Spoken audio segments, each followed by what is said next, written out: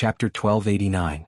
The newly appointed commander of the 4th Regiment, Su Kuda, looked at the corpses of the Turpan soldiers strewn about in front of him and felt a wave of dizziness.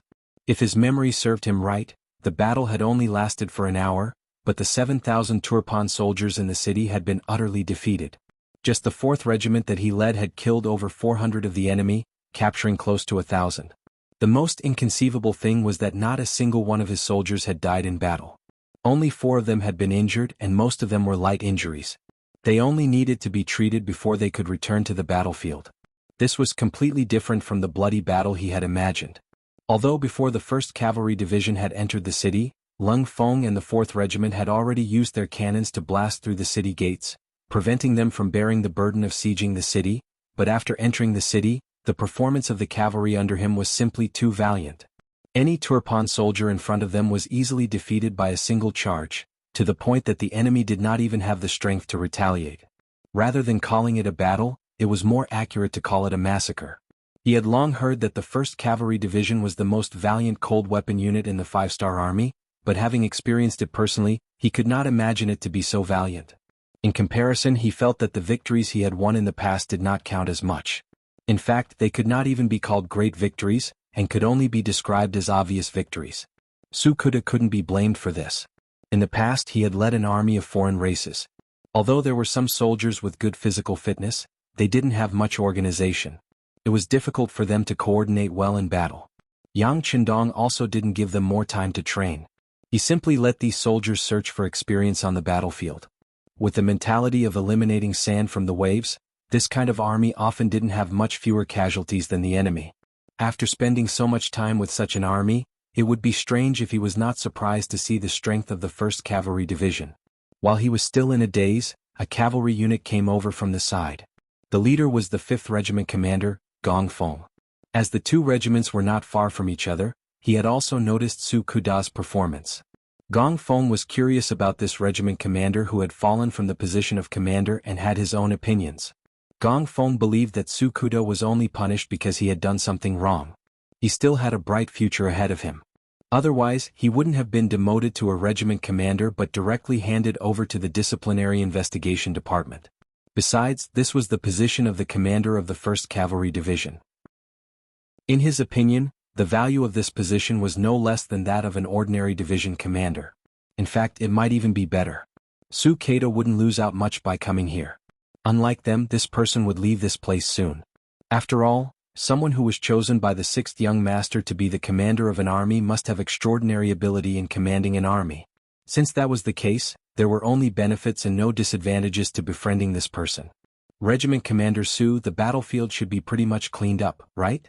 Using the opportunity when the team walked past the 4th Regiment, Gong Feng casually spoke. "Oh, it's Regiment Commander Gong. Is your 5th Regiment done?" Seeing that it was Gong Feng who was speaking to him, Su Kuda didn't dare to be negligent. He knew that other than himself, the other 4 regimental commanders were all very powerful. In terms of commanding ability, they weren't any worse than him. "And it's done. You can also hurry up here. In fact, cleaning up the battlefield this time is relatively simple. The Mongol army from that day has already arrived. Let them take over. Our 1st Cavalry Division needs to show our might on the battlefield. There's no need to be serious about cleaning up the battlefield," Gong Feng said with his experience.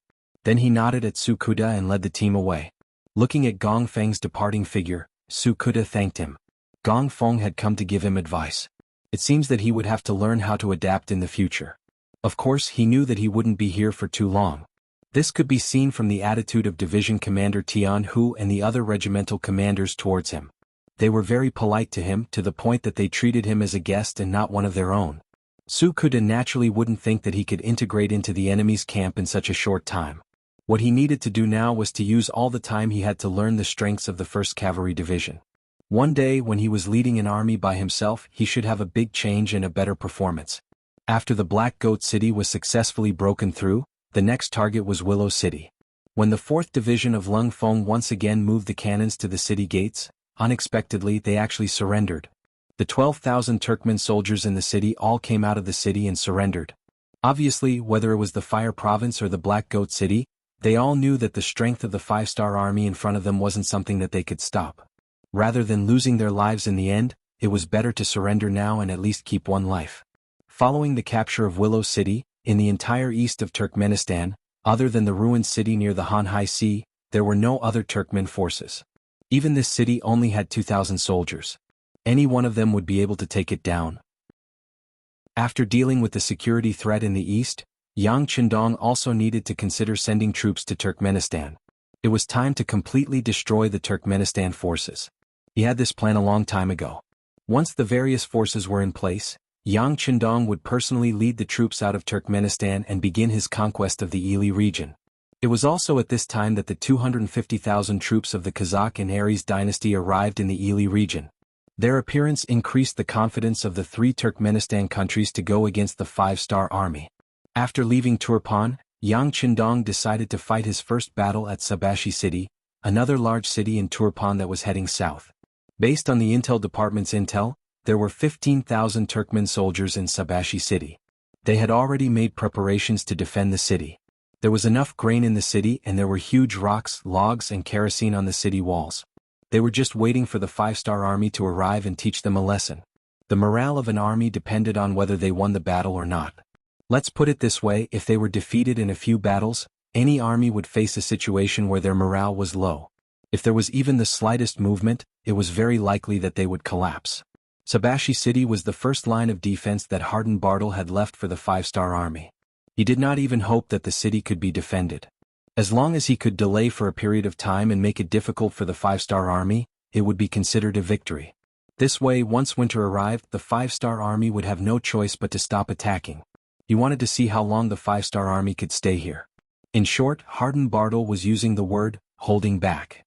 He would not take the initiative to fight the five-star army. He wanted to use the cities one by one to slow down the five-star army's advance. Once the five-star army's main force dared to go around these cities, he would find a way to cut off the enemy's logistical supply and force the enemy to retreat. Unlike the new army and the other three armies, the five-star army's original goal was not to attack cities. Therefore, once they encountered a city that was difficult to attack, they only needed to go around it. As for the problem of the army's food, they could fight while looting. This was what people often said about using war to support war. Although they were both part of the five-star army, Yang Qindong's main force could not do this. His goal was to capture cities and seize large amounts of territory. Therefore, no matter how one looked at it, the loss of Sabashi City could not be avoided. Yang Qindong did not think about going around it. With firearms and cannons that were hundreds of years ahead of this era, why would he want to go around it? Sieging a city? This should be his favorite mode of war. Send down the order. The 4th Lu Division will be the vanguard, the Liaodong Division will be the left, and the Far Eastern Army's 1st Cavalry Division will be the right. After the 4th Lu Division breaks through the gates of Sabashi City, the left and right cavalry will enter the city together. Those who surrender will live, those who resist will die. After the order was sent down, close to 30,000 five-star army moved out, leaving Yang Qindong's main force and surging forward. Yang Qindong, who was very confident in this battle, called over General Narasong of the Mongol Alliance Army and said, "Go and arrange for the people who are preparing to migrate to enter the city. Also, move all the people who should be migrating out.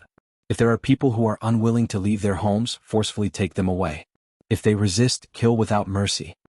Those who are not of my race will definitely have different intentions." Yang Qindong never had much patience for other factions and races. It was best if they agreed to surrender. As long as they listened to him, he did not mind giving them a better living environment. On the other hand, if they did not want to give him face, he would kill them all. He wanted to let others know that Bugnam of Gojoseon's temper was not so good. With the order given, the five-star army quickly got busy. Following behind the main force, the Land Reform Committee also sent out a small team to follow the people who were preparing to move to Sabashi City. Yang Qindong's time was limited and he would not waste too much time in Ili. He wanted to solve the problem here as quickly as possible. Previously, when the new army passed by this place, they chose to go around it. This made the Turpan soldiers heave a sigh of relief. This time, when they saw another batch of five-star army appear here, they knew that it would be hard to avoid this battle. However, under the orders of the defending general, they were prepared for battle. At the same time, smoke signals were lit up on the city walls, sending out warning signals. Chapter 1290. The current situation of the Turpan army was extremely bad, to the point of being somewhat miserable. In their own territory they couldn't even communicate with each other. The only way to contact each other was to use smoke signals to determine whether they were in danger or not.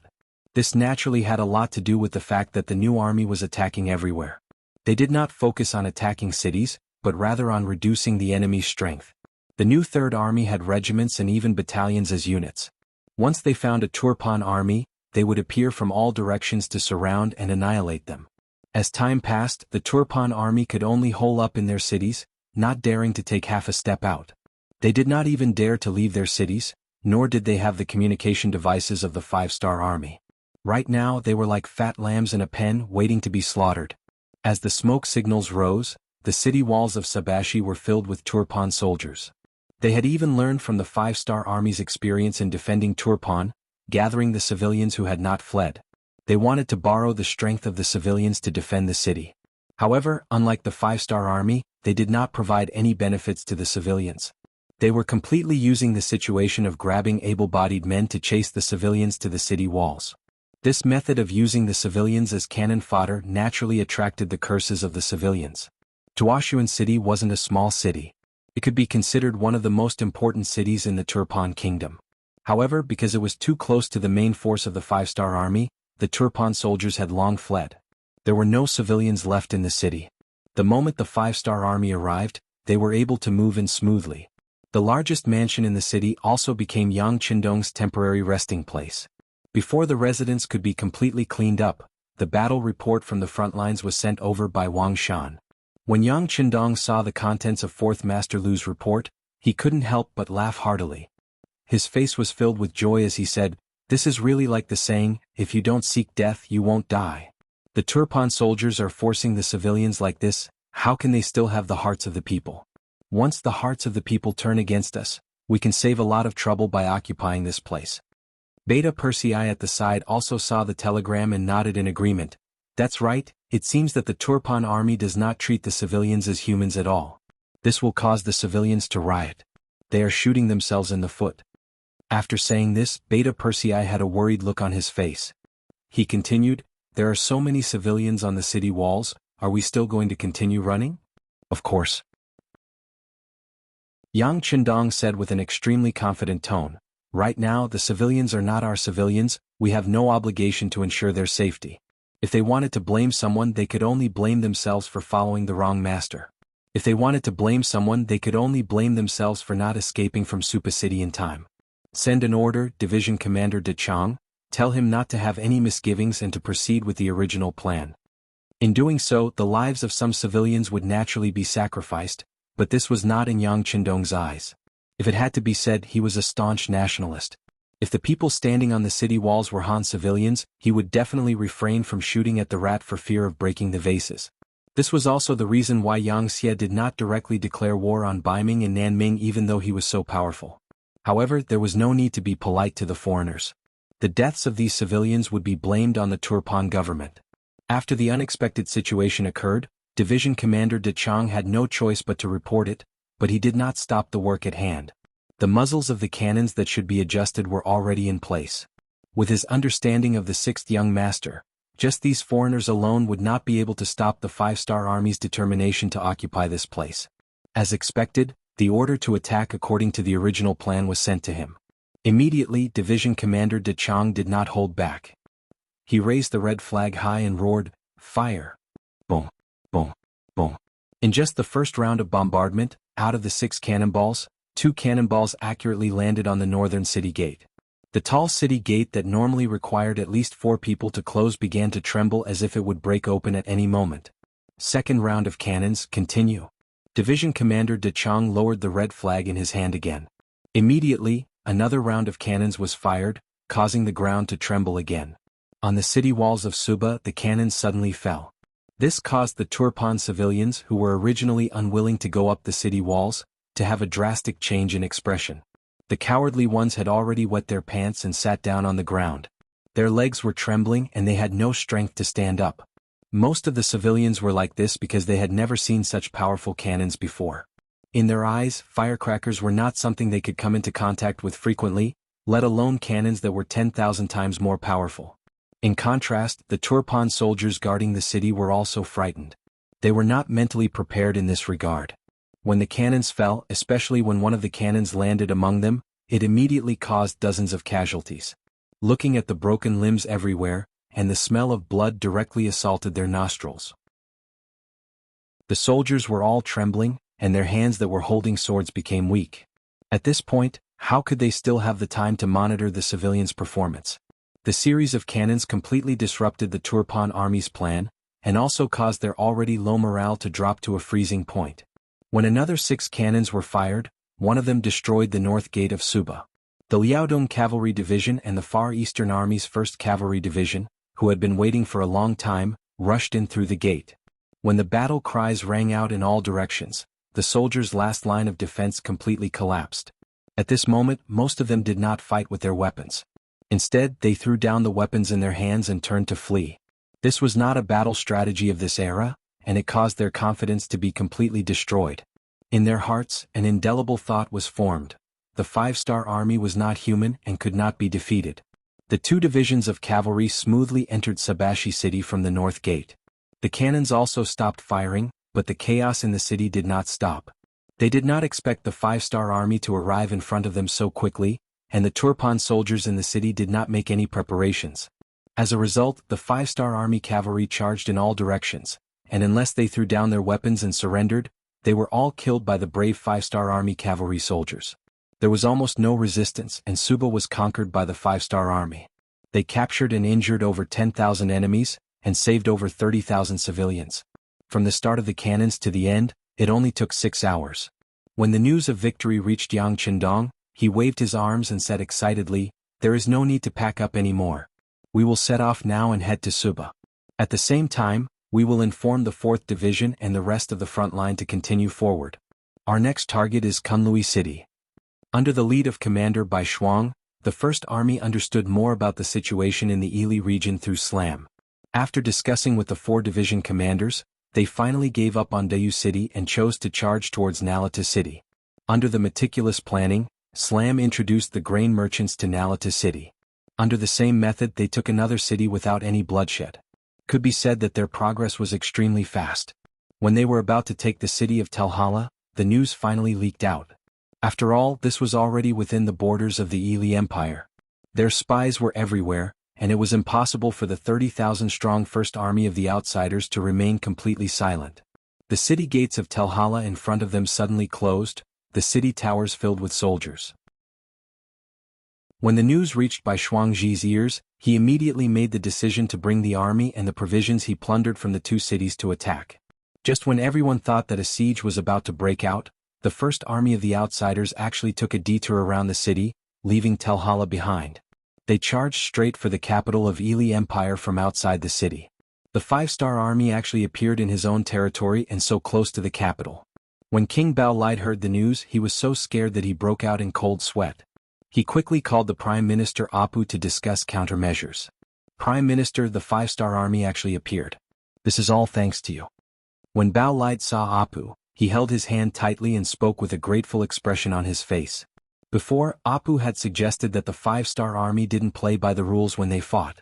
In order to prevent sneak attacks and sudden invasions, they should send out more scouts to keep an eye on the surrounding areas.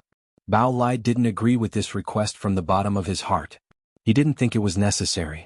No matter how powerful the 5-star army was, wasn't there a heavenly mountain between them?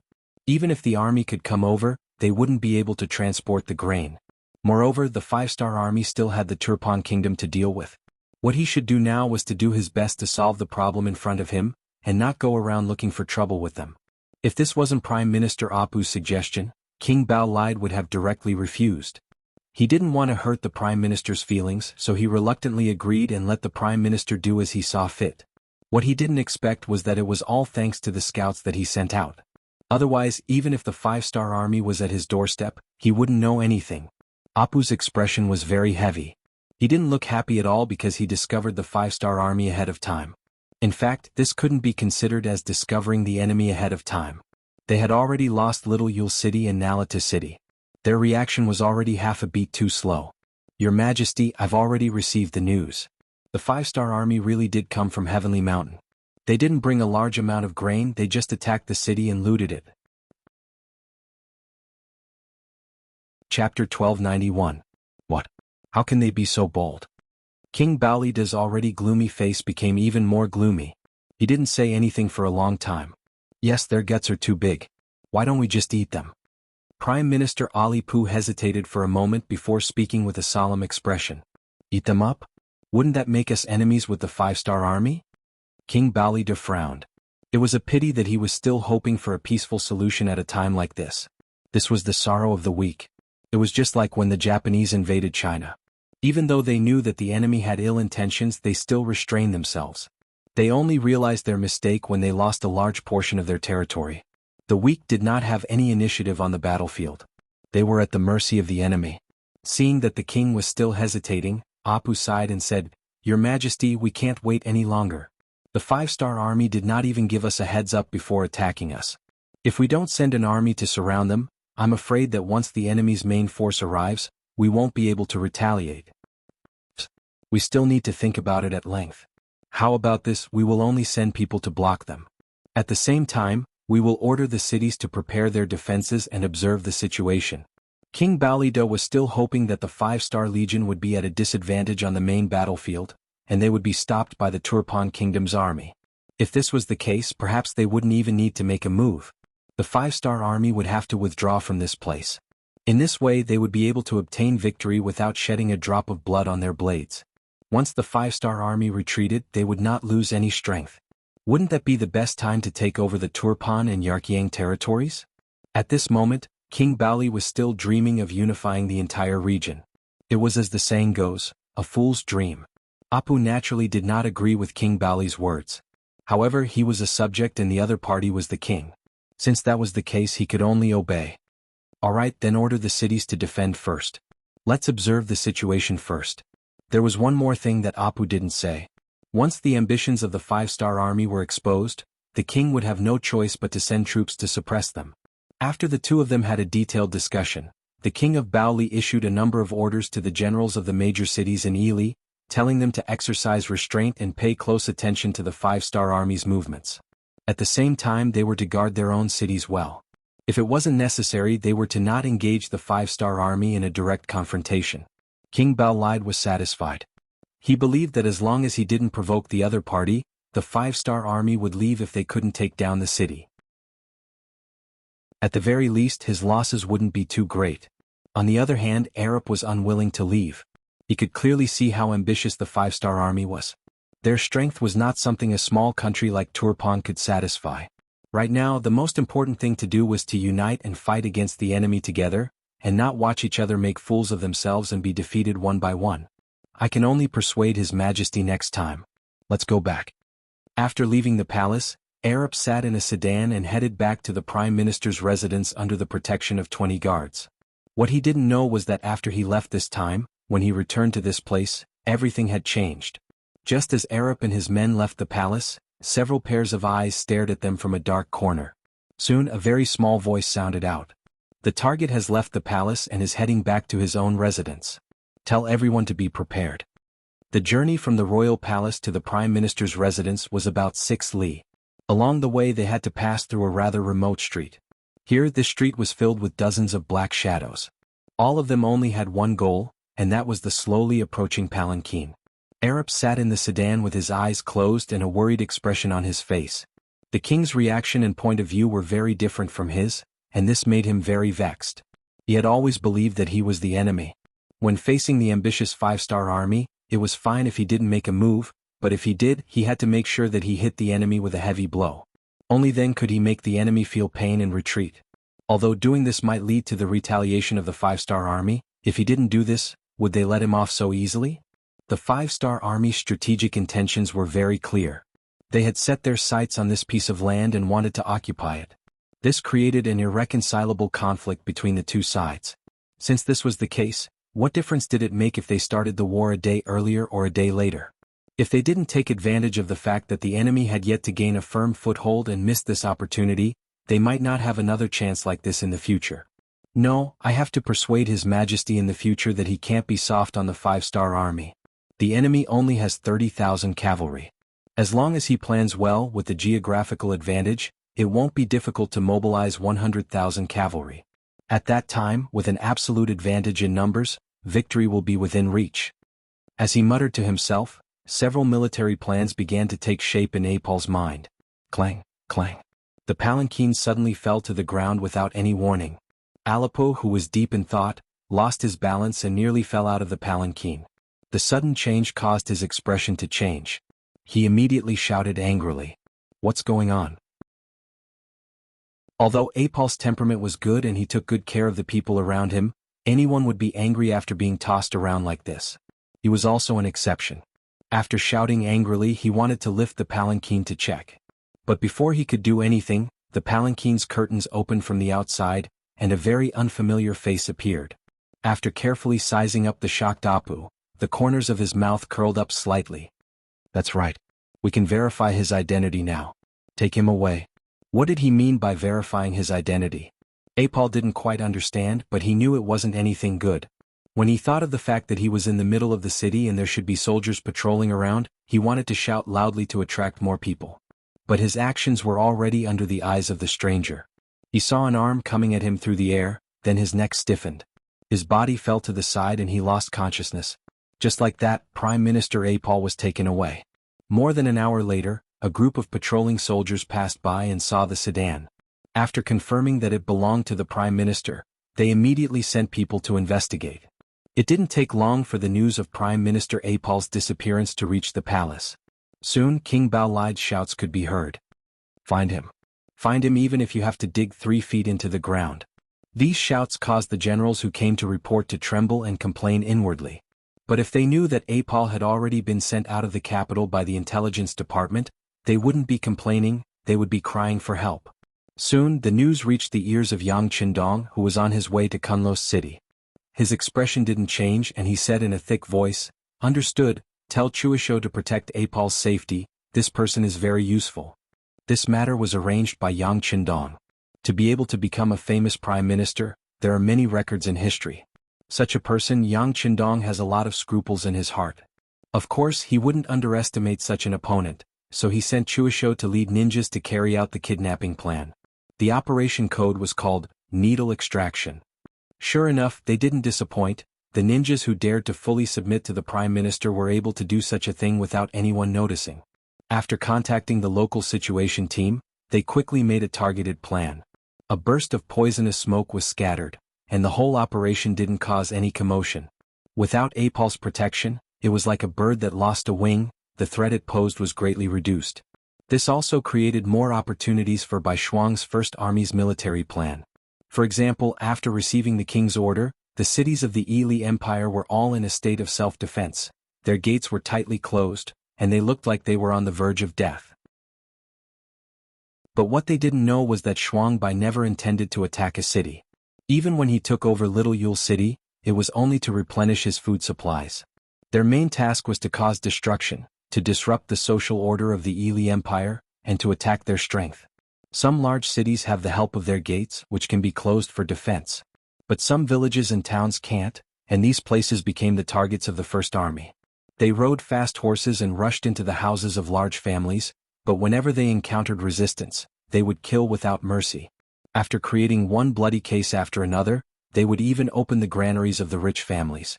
Apart from taking away some of the things that they needed, they would leave the rest untouched, allowing the wind to blow on them, allowing the sun to shine on them, and allowing the ordinary people around to spy on them. At first, the commoners were afraid of the power of these large families, so they didn't dare act rashly. But 1 day passed, 2 days passed, and some of the more daring people entered the manor. When they saw the ground covered in corpses, the fear in their hearts disappeared, and the piles of food that had already been opened up were quickly snatched clean by these people.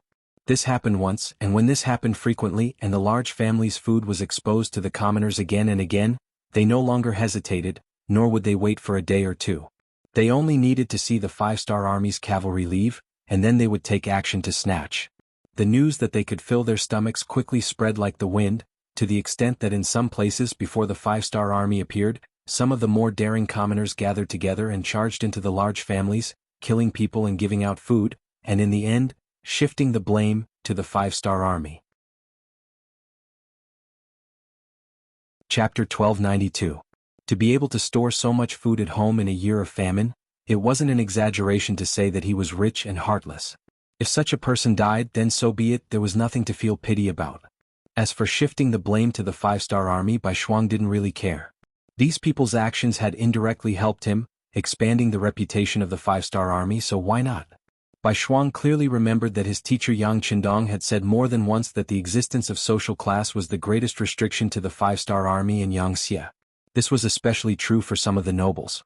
Although the dynasties changed frequently, they would never fall.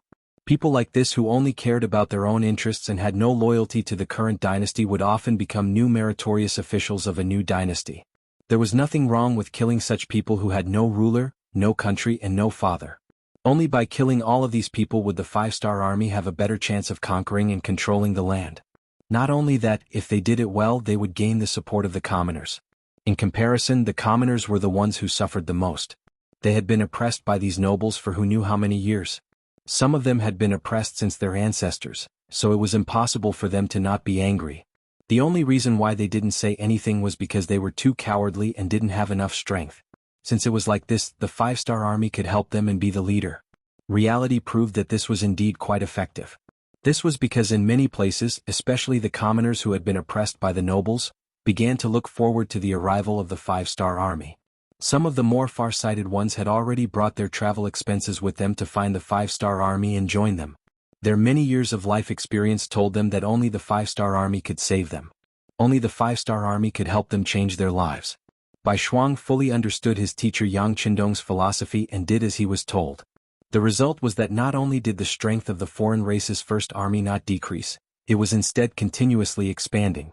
As for the young and strong civilians who wanted to join the army, he accepted them all and organized them into the 4 divisions under his command. With the presence of these people, they would be more familiar with and understand the surrounding environment. Some of the following military battle plans would also be better supplemented and perfected. The effect was so good that Yang Qindong had never thought of it before. Compared to the first army, the progress of the new 5 armies was also very smooth. Even though they didn't recruit the local commoners as soldiers, because there was a RAF who understood the Yirqiang tribe extremely well, this captured general completely stood on the side of the five-star army.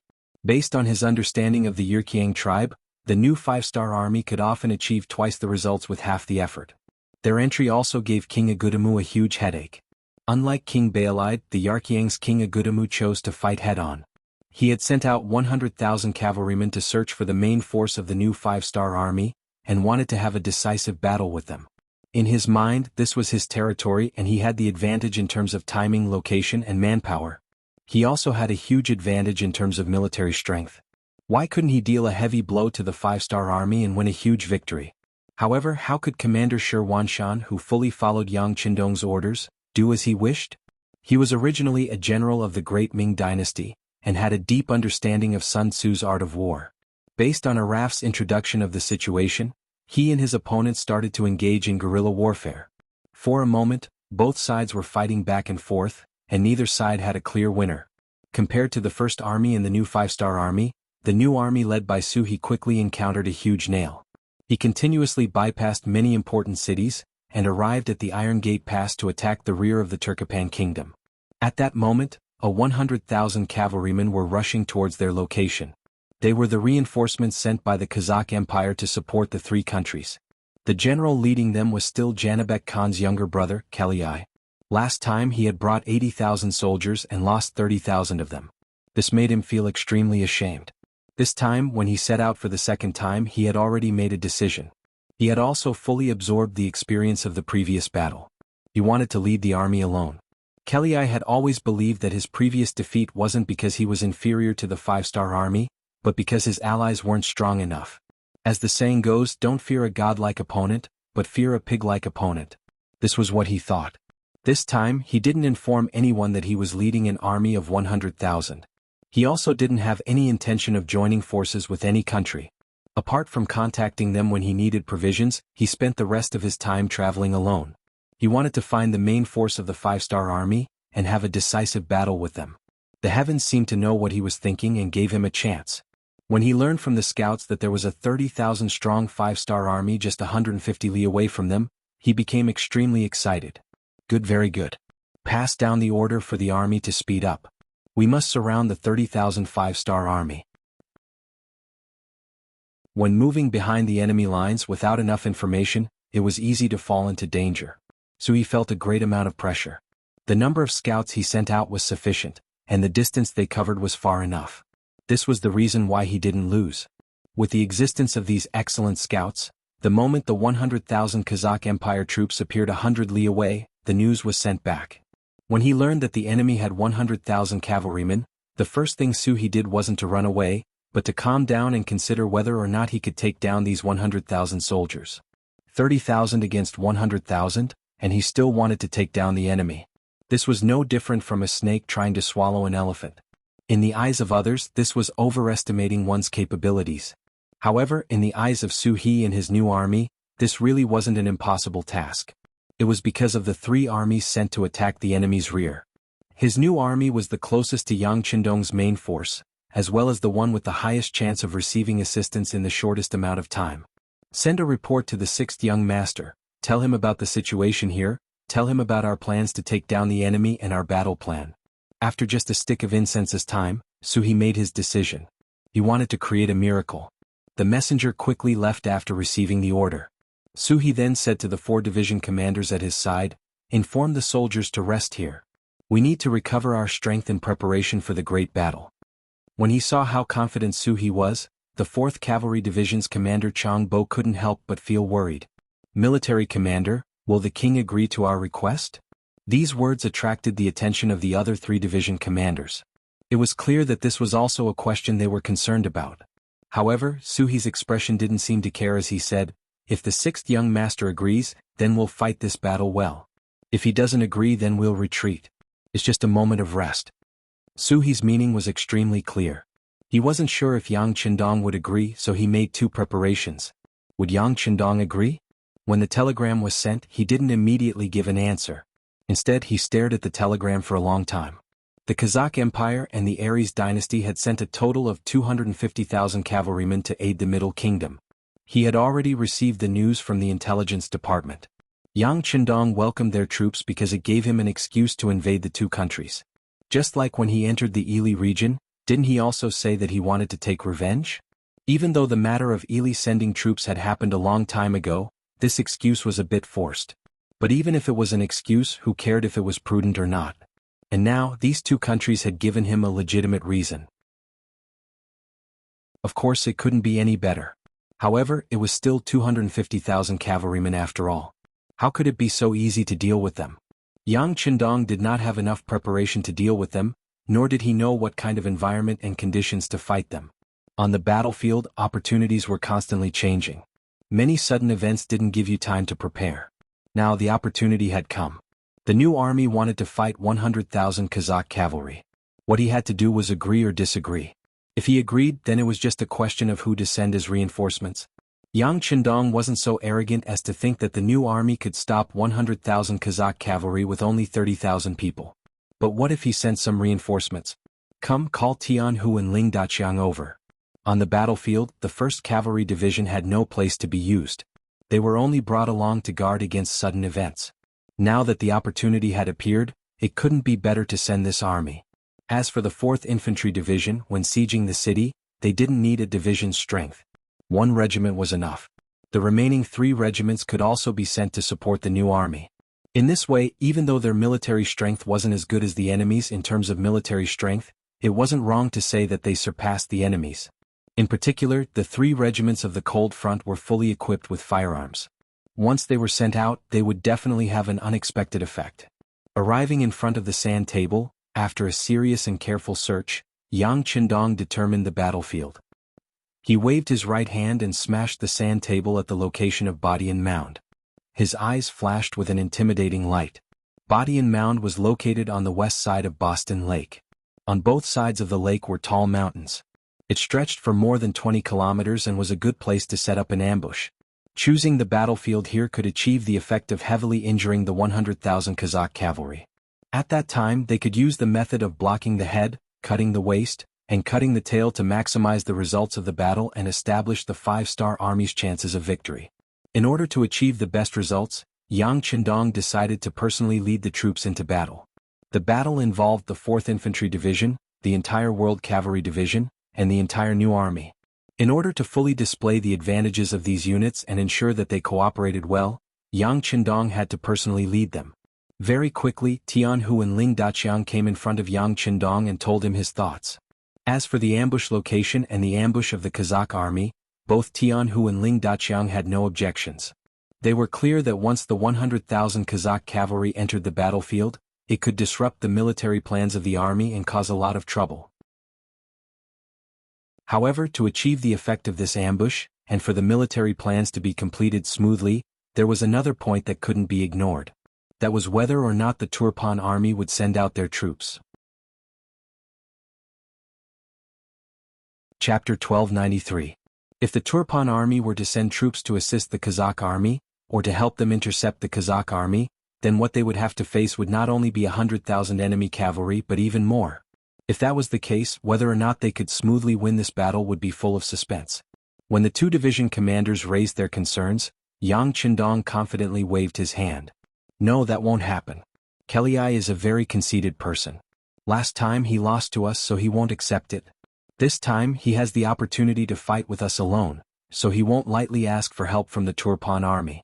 Besides, unless it is necessary, he won't be willing to share such a big merit with others. You can rest assured about this. Of course, if the battle doesn't reach a state where we can kill them in one blow, then no one knows what will happen. This requires us to appear outside the ambush area on time.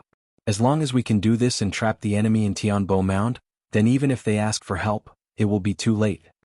Yang Qindong deeply understood the principle of knowing oneself and knowing one's enemy to be victorious in 100 battles. Often, when facing an army, the attitude of the enemy's general would determine the final direction of the battle. It could be said that he had studied Kelai thoroughly, which was why he could say these words so confidently. Seeing the 6th young master so confident, Tianhu and Ling Daqiang looked at each other and nodded. In their view, even if there was an accident in the battle and Kelai asked for help from the Turpan army, with their ability they could just retreat. Would they really be surrounded? After the three of them discussed for a while, they came up with a final strategy. Then the two generals left the tent to count the troops. Yang Qindong also called Beta Persei and asked him to gather 2,000 black cavalry to prepare to fight with the 4th Division. At the same time, he also asked Wang Shan to send a telegram to the new army commander Su He, ordering him to lure the enemy in and lead the Kazakh cavalry into Tianbo Mound and into the ambush area. With a single order, the army began to get busy. In order to not alert the enemy, Yang Qindong ordered the remaining troops to continue towards Kuanlai city and attack the city according to the plan to attract the enemy's attention. Meanwhile, he himself led the Black Cavalry Dragon Guards and the main force of the 4th Division to leave the official road and head towards Bo Tian Mound. The location of the ambush had been determined, and the next thing to do was to reach the location within the specified time. This would determine the success or failure of this battle. Therefore, after leaving the official road, Yang Qindong and the Black Cavalry rode fast horses and galloped with the main force of the 4th Division. In order to reach their destination on time, the soldiers of the 4th Army Division traveled light. They didn't bring anything they didn't need to ensure their speed. It was the same for the Black Knights and Dragon Guards. Each of them was given 3 strong horses. After a while, they would change horses to ensure that they maintained the same speed as they reached their destination. At the same time, the new army commander Su He received the order. After seeing Yang Qindong's telegram, he called the 4 division commanders over. First, he found the location of Tianbo Mound on the sand table, and then read out the military order. Everyone this time, the 6th young master will personally lead the troops into battle. Our new army's opportunity to show off has come. Now, I announce that the task of luring the enemy will be handed over to Su He didn't immediately make a decision. Instead, he looked at the 4 division commanders one by one. Feeling Su He's gaze, the 4 division commanders tried their best to raise their heads, showing their determination to fight. The task will be handed over to the 1st Cavalry Division. Division Commander Ku, is there a problem? In the end, his gaze fell on Division Commander Bai Kai. The 4 division commanders of the new army were all brave and fierce. On the battlefield, they were all experts on horseback, but at the same time, they all had their own specialties. But in terms of commanding ability, Kulu, who almost became a division commander, was better. This person was good at coordinating the overall situation, especially when it came to defense. Giving this task to him was the most reassuring. Kulu's body tensed up when his name was called. He knew that this was the division commander's way of giving him a chance to perform. Previously, because he helped the First Army's former division commander, Tsukuda, hide military intelligence, he was given a warning, and because of that he lost the chance to become a division commander. Now that the opportunity had appeared in front of him again, he immediately replied loudly. Yes, I promise to complete the task. It's good to have confidence, but this time, you're using a division to lure 100,000 soldiers. In order to not let them see anything, the other 3 divisions must retreat and not give you any help. It can be said that the success or failure of this battle will all depend on you. Do you understand the importance of this task? After all, this was not a small matter. It involved the victory or defeat of nearly 200,000 soldiers. Suhi had no choice but to remind Kulu. This subordinate understands. Division commander, please rest assured. If this task is not completed, I will bring my head to see you. Kulu naturally knew the difficulty of this task, but he was not afraid. He believed in the soldiers of the 1st Cavalry Division. He also believed that as long as the preparations were done well, the task would definitely be completed. Good. What he needed was Kulu's determination. Suhi nodded with satisfaction. Then he ordered the other 3 divisions to raise their flags and pretend to retreat in a sorry state. Of course, this was to let the Kazakh cavalry see. This was also the only thing he could do for Kulu's 1st Cavalry Division. After that, the 3 divisions of the new army's main force ran away. In order to make it seem more realistic, Suhi ordered the troops to throw away some of their equipment after a certain distance. This made it seem like they were retreating in a hurry and fleeing in a sorry state. Only by doing this could they lure the enemy's army into an ambush circle. This action of the new army was quickly discovered by the Kazakh cavalry scouts. One by one they reported it to General Kellyai, causing him to laugh uncontrollably. Good, it seems like our sudden appearance has indeed caught the 5-star army off guard. Very good, order the army to speed up and catch up to the 5-star army. Then we'll eat them up. After Kellyai returned to Kazakh after his defeat, although his brother Janabek Khan did not blame him, he still felt very uncomfortable in his heart. Especially the unwillingness in his heart. From the beginning to the end, he did not have a chance to properly fight with the 5-star army. This made him feel even more unjust. If it was a fair battle and he lost, then there was nothing to say. However, losing to an ally was something that he could not accept. This time he brought another 100,000 troops to battle. He had thought it through and decided that he must have a fair battle with the 5-star army. He wanted to let the enemy know the power of the Kazakh cavalry. Kellyai happily gave the order. His deputy, who was personally placed in the army by Janabek Khan, narrowed his eyes and stepped out. General, should we send a message to the king of Turpan and ask him to cooperate with us to block the 5-star army's escape route? Hearing this suggestion, Kellyai did not immediately reply. Instead he fell into deep thought. Of course, he knew that blocking the 2 sides was much more effective than chasing after them alone. However, deep in his bones he did not trust these allies. He did not want to share this great merit with others. If the Turpan army appeared and blocked the 5-star army's escape route, then he would be very unwilling to share the merit with others. After thinking about it again and again, he decided to give it a try. If it really did not work, then he would send someone to inform the Turpan army. Furthermore, he had 100,000 soldiers and the enemy only had 30,000 cavalry. No matter how he looked at it, there was no possibility of him losing. Kellyai was just like Yang Chendong. He did not inform the Turpan army of the situation. This was also his fate.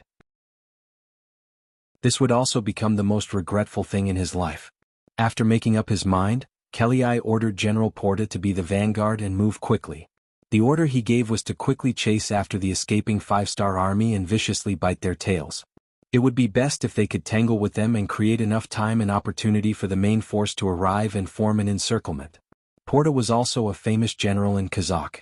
After receiving the order, he immediately ordered 10,000 cavalrymen and 3 days' worth of rations to leave the barracks and run in the direction of the new army's escape route. To be appointed as the vanguard general, Porta was very ambitious. He wanted to achieve the greatest merit to prove his ability. However, this raging fire was quickly extinguished. Just as he was about to reach a valley after forcefully marching for 100 miles, countless arrows suddenly flew out from both sides of the road. His vanguard of 1,000 cavalrymen quickly suffered heavy losses. In the end, only 200 to 300 of them managed to escape. They had a bad start. When Porta heard the news, he was very angry. He angrily scolded the vanguard general for being incompetent and cowardly. Then he personally led 3,000 cavalrymen to the front. As expected, as soon as they arrived, they were attacked by arrows. However, Porta was prepared and quickly launched a counterattack. He ordered his cavalrymen to split into two groups and rush to the high ground on both sides. Under Porta's command, the 3,000 cavalrymen rushed through the waves of arrows and rushed to the top of the valley, which was more than 20 meters high. The 2,000 five-star army that were lying in ambush here kept retreating. Many bows and quivers were thrown all over the ground, and the few war horses were abandoned as well. Ha ha ha. Seeing the result of this battle and the five-star soldiers rushing into the dense forest in the distance, Boda threw his head back and laughed heartily to release the joy in his heart. However, he did not notice that although they had captured a lot, they did not leave behind a single five-star army soldier. However, at this moment he was completely enjoying the feeling of victory. Everything else had already been thrown to the back of his mind. Do you see that? This is the powerful five-star army that people have been talking about. Come on, let's continue forward. Porta was happy and the vanguard continued to move forward. Chapter 1294. After another 5 kilometers, another wave of arrows arrived. But this time the Kazakh cavalry were prepared and did not panic. Other than a few dozen who were injured by the first wave of arrows, the rest of the cavalry quickly rushed up the canyon and chased away the five-star army. After 2 consecutive victories, the Kazakh army's morale was greatly boosted and their speed seemed to have increased a lot. However, after 5 kilometers, another wave of arrows came, forcing them to slow down their pace. Because of this, there were a total of 5 waves of arrows by the time the sky turned dark. The distance of the attacks had also changed from once every 10 miles to once every 5 miles. Fortunately, this kind of attack did not cause too much damage to the Kazakh vanguard. The total number of Kazakh cavalry was less than 1,000. This was also because they lost 600 to 700 cavalry in the first wave. Considering that it was dark and difficult to see, Boda had to order the army to stop and rest in order to avoid falling into the enemy's trap. Boda, who was lying in the temporary tent, had a face full of excitement. Today he had repelled 5 waves of attacks from the five-star army and obtained 2,000 sets of bows. This was an amazing achievement. With such a satisfied smile on her face, the busty woman slept all the way until dawn. What made him feel a little regretful was that the five-star army did not come to harass him that night. This made the 4,000 cavalry that he had hidden outside the camp not come in handy, which was somewhat disappointing. But did this mean that the five-star army did not have the ability to ambush him and that they had already left? General Boda, who possessed the spirit of AQ, gave the order to advance at full speed after breakfast. After walking for a full 20 miles, they did not encounter any harassment or attacks. This made Boda even more certain that the 5 astral legions had escaped. Now he could finally let go of his hands and feet and advance at full speed. Not long after his order was issued, the army's formation began to scatter after advancing for more than 3 kilometers. The arrow attacks that had disappeared for a while appeared again. The attacks from the bows and arrows in the dense forest were even more intense than before. In just one wave of attacks, over 100 riders were hit by the arrows. Cries of pain and curses rose and fell one after another. The sudden counterattack was completely unexpected, and the Kazakh cavalry who had already lowered their vigilance suffered a great loss. What was even more frightening was that after the 2 waves of arrows were fired, the five-star army still charged forward, brandishing their sabers as they charged into the enemy's ranks. Immediately, streams of blood splattered out, dyeing the five-star army's armor red. Don't panic, counterattack, counterattack. Seeing soldiers falling off their horses, Boda roared and led the cavalry around him in a counterattack. However, the five-star army's cavalry came quickly and left even faster. They didn't give Porta a chance to counterattack and disappeared into the dense forest on both sides. By the time Sark's army arrived, they had already disappeared. This was clearly a premeditated attack. With the mentality of running after one shot, they came and went without a trace. After they left, General Boda sadly discovered that in just half an hour, he had lost over 1,000 cavalrymen, and the number of injured soldiers had increased by nearly 1,000. This kind of loss was a huge blow to General Boda. They hadn't even engaged the enemy yet, but they had already lost nearly 30% of their strength. This made him have no choice but to be vigilant and send as many scouts as possible into the dense forest to ensure the safety of the vanguard. The advantage of doing this was that the possibility of a surprise attack was very small, but because of this, the marching speed of the army had to be slowed down. 15 miles away, the commander of the new army's 1st Cavalry Division, Kalu, was waiting for news with the main force. After seeing the 1st Regiment return, Kalu couldn't help but let out a sigh of relief. Especially when he saw the smell of blood on the returning soldiers, he knew that the harvest was not small. Division Master, according to the mission, the scouts have reported that the enemy has already slowed down their marching pace. The Tan commander Wu Ba chuckled, his face full of pride. In this battle he had led 2,000 cavalrymen and achieved a 1:1 ratio of casualties. On the other hand, he had lost less than 50 cavalrymen. This result could be said to be perfect. Hearing Wu Ba's report, Kalu nodded with satisfaction. Very good. This time your 1st Regiment will be given a merit. Next we will continue to harass them. In short, we must delay the enemy's advance. 80 miles behind us is Bo Tian Mound. That will be the end of our retreat. There were still 3 days before the main force would complete the encirclement. In other words, he had to hold on for 3 more days. A distance of 80 miles could be covered in just a few hours for elite cavalrymen. One could imagine how much pressure he was under. As the regiment commander, Wu Ba naturally knew about their 1st Cavalry Division's mission. The complacent expression on his face immediately vanished. Don't worry, division leader. We will definitely complete the mission. Even if we have to sacrifice all of our brothers, we will still hold on for 3 days. That's right. This time, even if all of our 1st Cavalry Division dies, we will not let the enemy pass through Bo Tian Mound. Commander Kalu, who had always advocated for the smallest price to obtain the greatest victory, also changed his style at this moment. He was ready to go all out. If it was said that the loss of the 1st Cavalry Division would be able to kill 100,000 Kazakh cavalrymen, it would be worth it no matter how one looked at it. When Kalu received this mission, he knew that this was going to be a fierce battle. Although he did not like this way of fighting as a soldier, it was his duty to obey orders. For the greatest victory, so what if the 1st Cavalry Division lost their lives here? General Boda naturally did not know Kalu's plan. Because of the repeated attacks, he became more cautious. When the army advanced, the distance between the cavalrymen became closer. In addition, the number of scouts increased. Although the 5-star army would occasionally appear to harass the enemy, most of them were repelled by General Boda. The army did not suffer any losses. The price of this was that the marching speed of the army was very slow, to the point that by noon the next day, General Kellyai had already caught up to them with the main force. After seeing the vanguard moving so slowly, Kellyai was naturally dissatisfied. He had a guard call Boda over and scolded him. Boda also knew that the marching speed was too slow, so he did not say anything. When he saw that Kellyai was tired of scolding, he made his request. He needed more cavalry. Only by increasing the number of scouts could the army advance faster.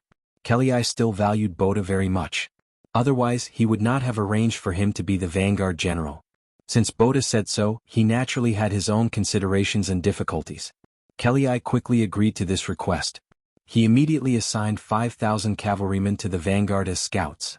With the addition of these new cavalrymen, whenever there was a dense forest on both sides of the road, groups of cavalrymen would rush into it, looking for any unsafe factors. It was also because of this action that several companies of the 5-star army that had been lying in ambush were discovered. Among them, one company was a little slow in retreating and was surrounded by these Kazakh cavalry scouts. After an hour of bitter battle, the company was completely wiped out. When the news reached the ears of Division Commander Kalu, his face became very serious. There were still 2 days before the main force could complete the encirclement. The speed and reaction of the Kazakh cavalry far exceeded his expectations. If he did not send out the main force, he was afraid that they would not be able to last until then.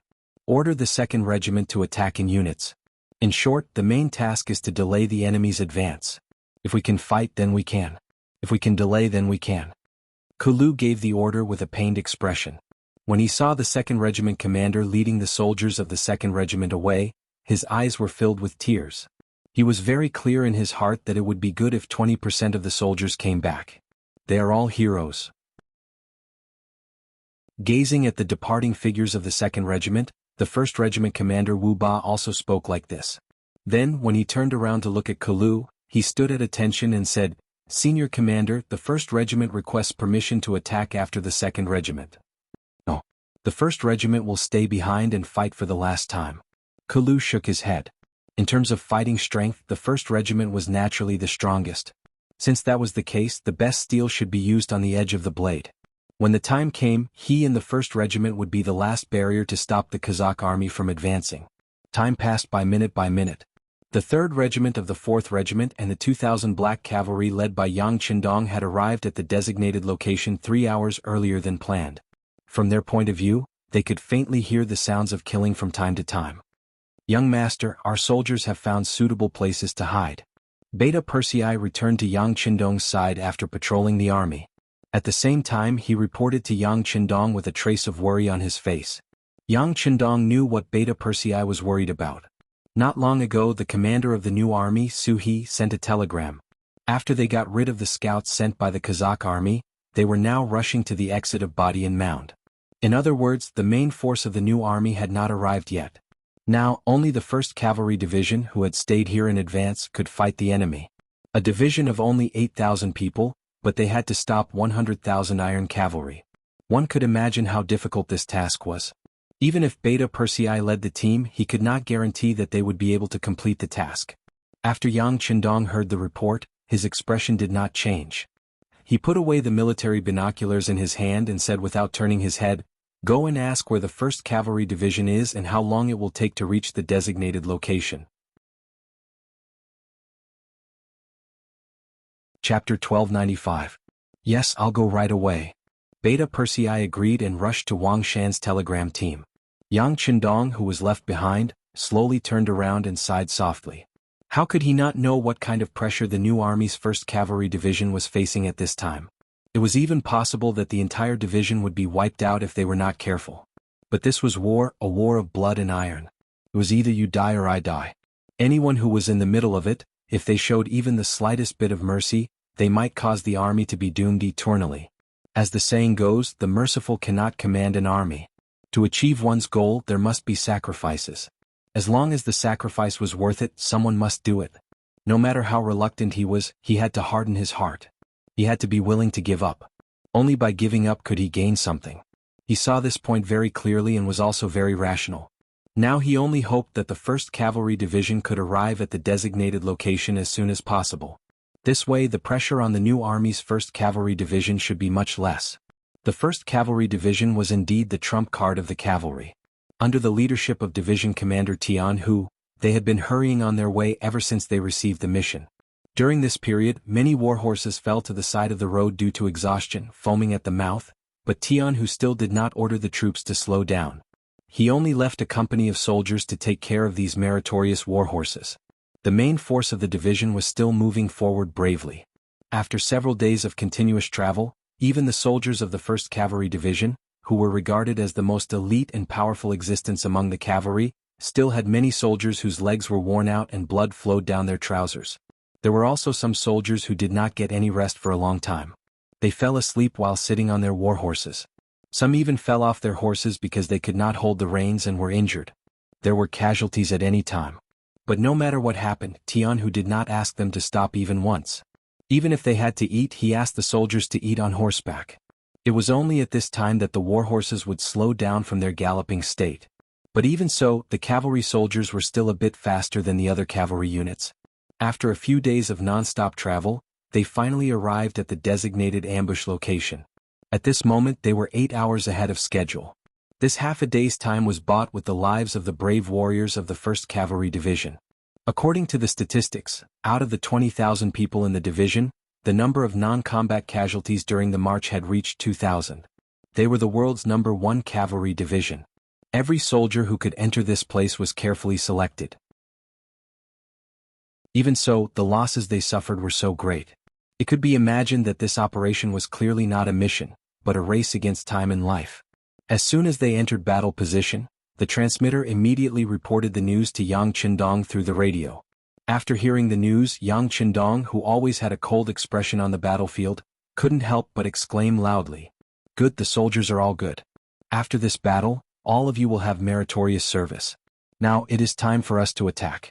Inform the new army and the 1st Cavalry Division that we will launch an all-out attack in half an hour. We must annihilate the enemy." Within the long and narrow Badian Mound Canyon, the battle was currently in full swing. The smell of blood filled everyone's nostrils. Blood could be seen everywhere, dyeing the ground red. The Kazakh army's performance was far more ferocious than Division Commander Kulu had expected. They seemed to have already seen through the 5-star army's intention to stop them. As soon as they entered the canyon, they launched a frenzied attack. As if frightened by the tall mountains and boulders on both sides of the road, General Kelly continuously sent reinforcements to the vanguard, striving to leave this place as quickly as possible, rushing out of this dangerous place that he felt was far from good. During this period of time, General Kelly did hesitate. After looking at the surrounding terrain, he discovered that this was a very good place to set up an ambush. He thought of ordering the army to retreat. Since there was the 5-star army blocking the way, they could just retreat from here. However, when he considered the fact that there were carriages carrying provisions and supplies behind them, it would be easy for the cavalry to turn around. However, it wouldn't be so easy for the supply carriages to turn around. If they rashly moved forward, the army would be in chaos and a scene of internal strife would occur. At that time, if the 5-star army came from behind, the consequences would be unimaginable. Yesterday, the scouts also sent news that they didn't discover any 5-star army's main force. I think my worries were unnecessary. Kelly comforted himself like this. At the same time, he had a trace of hope in his heart. He also gave the vanguard General Boda a death order. Within 4 hours they had to open this passage and let the army smoothly pass through here. For this, he added another 10,000 soldiers to the vanguard. Boda, who had the authority to command more troops, had his morale greatly boosted.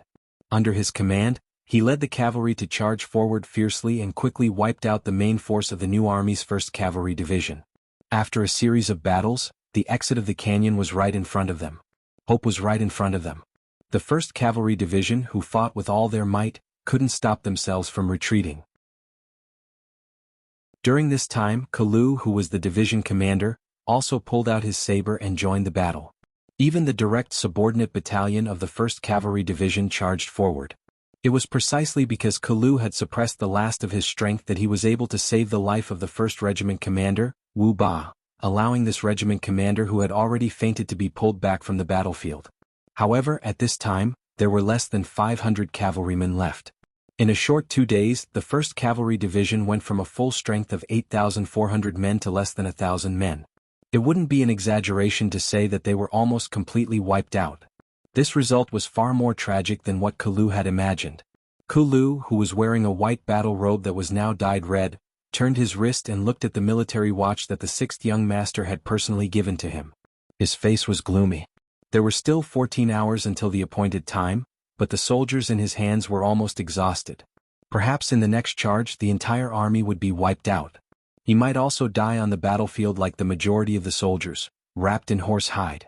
If he were to die on the battlefield, Kalu had already mentally prepared himself for this from the day he joined the 5-star army. However, he really couldn't accept dying like this. He still hadn't completed his mission. Once the Kazakh army charged out of the canyon behind them, all of the plans that Yang Qindong had made before would become useless. The soldiers of the 1st Cavalry Division would also die in vain. This was something that he absolutely couldn't accept. Fight, no matter what, we have to hold on for 16 hours. Kalu used his blood-soaked battle robe to wipe the glowing white saber in his hand. His face flashed with a resolute expression. There were less than 1,000 cavalrymen around him. Most of them were injured and some of them were even seriously injured. They were still bleeding. However, at this moment, no one doubted his words. They firmly believed that as long as they were still alive, they wouldn't allow any enemy to charge out. Kalu arranged for 2 bodyguards to send the unconscious Wu Ba away. This could be considered the last bloodline that he left for the 1st Cavalry Division. Then he looked up at the sky. It was currently noon. The sun hung high in the sky, emitting a gentle warmth. The sunlight shone on every soldier's body. Kill? After the Kazakh army reorganized the cavalry, they once again charged forward. This time, General Boda personally led the charge. This showed that they were determined to solve this problem in one battle. The battle cries of the opposing cavalry resounded throughout the canyon. Looking from afar, sand and dust filled the sky. There were probably more than 10,000 cavalrymen. Some people said that when there were more than 10,000 cavalrymen, there was no end to them. At this moment, Kalu and the less than 1,000 cavalrymen of the 1st Cavalry Division felt that way. It was like a ferocious beast with its mouth wide open.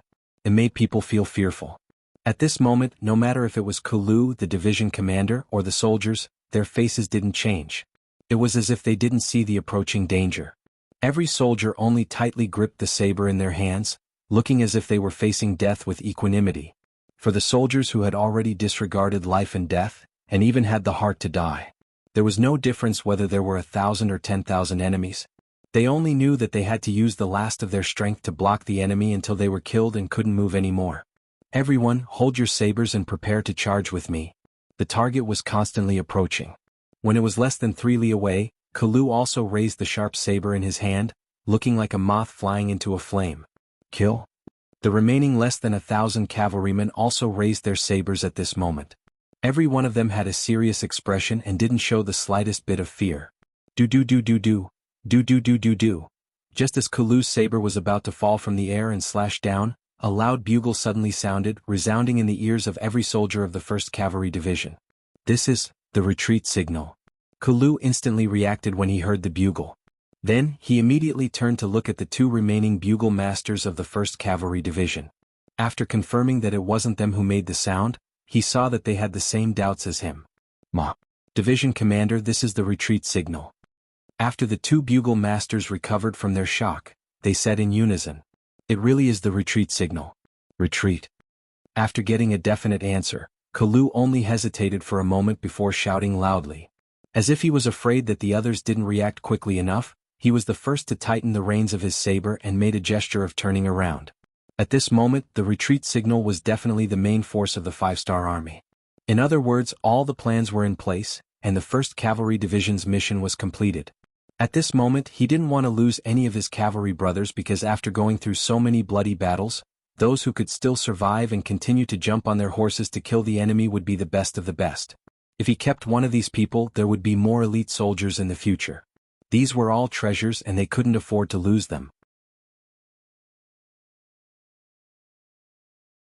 Chapter 1296. First, there was the signal to retreat. Next, there was Kalu's movement. Close to 1,000 5-star soldiers all turned their horses around and followed behind Kalu, quickly heading towards the exit of the canyon behind them. At this time, the 10,000 Kazakh riders led by Boda were only a little more than a mile away from them. For a real cavalry, this distance could be reached in about 100 breaths. However, when the 5-star army suddenly retreated and fled, they were caught off guard. Although there were less than 1,000 of them, Boda, who had fought with them for several days, did not underestimate them. In his opinion, the 5-star army was extremely difficult to deal with, as if they were made of iron. However, he did not expect that the bitter battle that he had imagined would not happen. Instead, the enemy had fled. After a moment of hesitation, Boda's face lit up with joy. Ah, did you see that? The 5-star army is also human. They can run away too. Charge. Catch up with them and kill them. Let them know that the sabers in our hands can easily chop off the head of any enemy. The 5-star army's cavalry had always been determined to fight to the last man no matter what kind of battle they faced. This was different from the battle Boda had imagined. He had always thought that a cavalry battle was a battle of one's fighting spirit. As long as one side suffered too many losses, their fighting spirit would collapse. At that time, it would be time for the victorious side to reap the fruits of their labor. This kind of rule was not practical for the 5-star army. There was no such thing as their fighting spirit collapsing. They would always fight to the last man. Every time he took a step forward, he had to pay a heavy price. But now the 5-star army had finally fled. At this moment, Boda felt a sense of relief. This was how cavalry should behave. The 5-star army had returned to normal. Boda was overjoyed and shouted loudly as he led the 10,000 cavalry to charge forward. If it was said that the 5-star army that dared to face him head-on would still make him somewhat fearful, then the 5-star army that had lost their morale and only cared about fleeing was simply not worth his attention. He only needed to charge forward and slaughter them. At this point, the outcome of the battle seemed to have been decided. Boda could not help showing a victorious look on his face. Although he had paid a price this time, he had killed at least 7,000 of the 5-star army's cavalrymen. This kind of achievement was enough to make him proud. Everyone else had been defeated by the 5-star army, but he was the only one who had killed so many members of the 5-star army and even chased after them. Wouldn't that make him the most powerful person? When he thought about how many people would look at him in a new light after this battle, the smug look on his face became more and more intense. He seemed to have already seen countless silvers and the best official position waiting for him. Under Boda's command, the 10,000 cavalrymen's morale soared and they charged even faster. They were getting closer and closer to the 5-star army, which was less than 1,000 soldiers. 1.5 miles, 1 mile, less than 300 meters. Just as they were about to charge forward and kill to their heart's content, Kalu and the rest of the 1st Cavalry Division finally charged out of the canyon. When they walked out of Bo Tian Mound, they saw the new army's main cavalry formation with their bows drawn. Commander. When Kalu saw Commander Su He, who was standing in front of the middle corps, his tears flowed out involuntarily. He did not cry when the 2nd Regiment was wiped out. He did not cry when the 3rd Regiment was wiped out. He did not cry when the 4th Regiment was wiped out. He did not cry even when he knew that he was going to die in battle. But now, at the moment when he saw Su He after the war, he couldn't stop his tears from flowing out. Su He's eyes were red as well. When he saw that the 1st Cavalry Division was left with less than 1,000 cavalrymen, he knew how tragic the battle was. So many good soldiers had died just like that.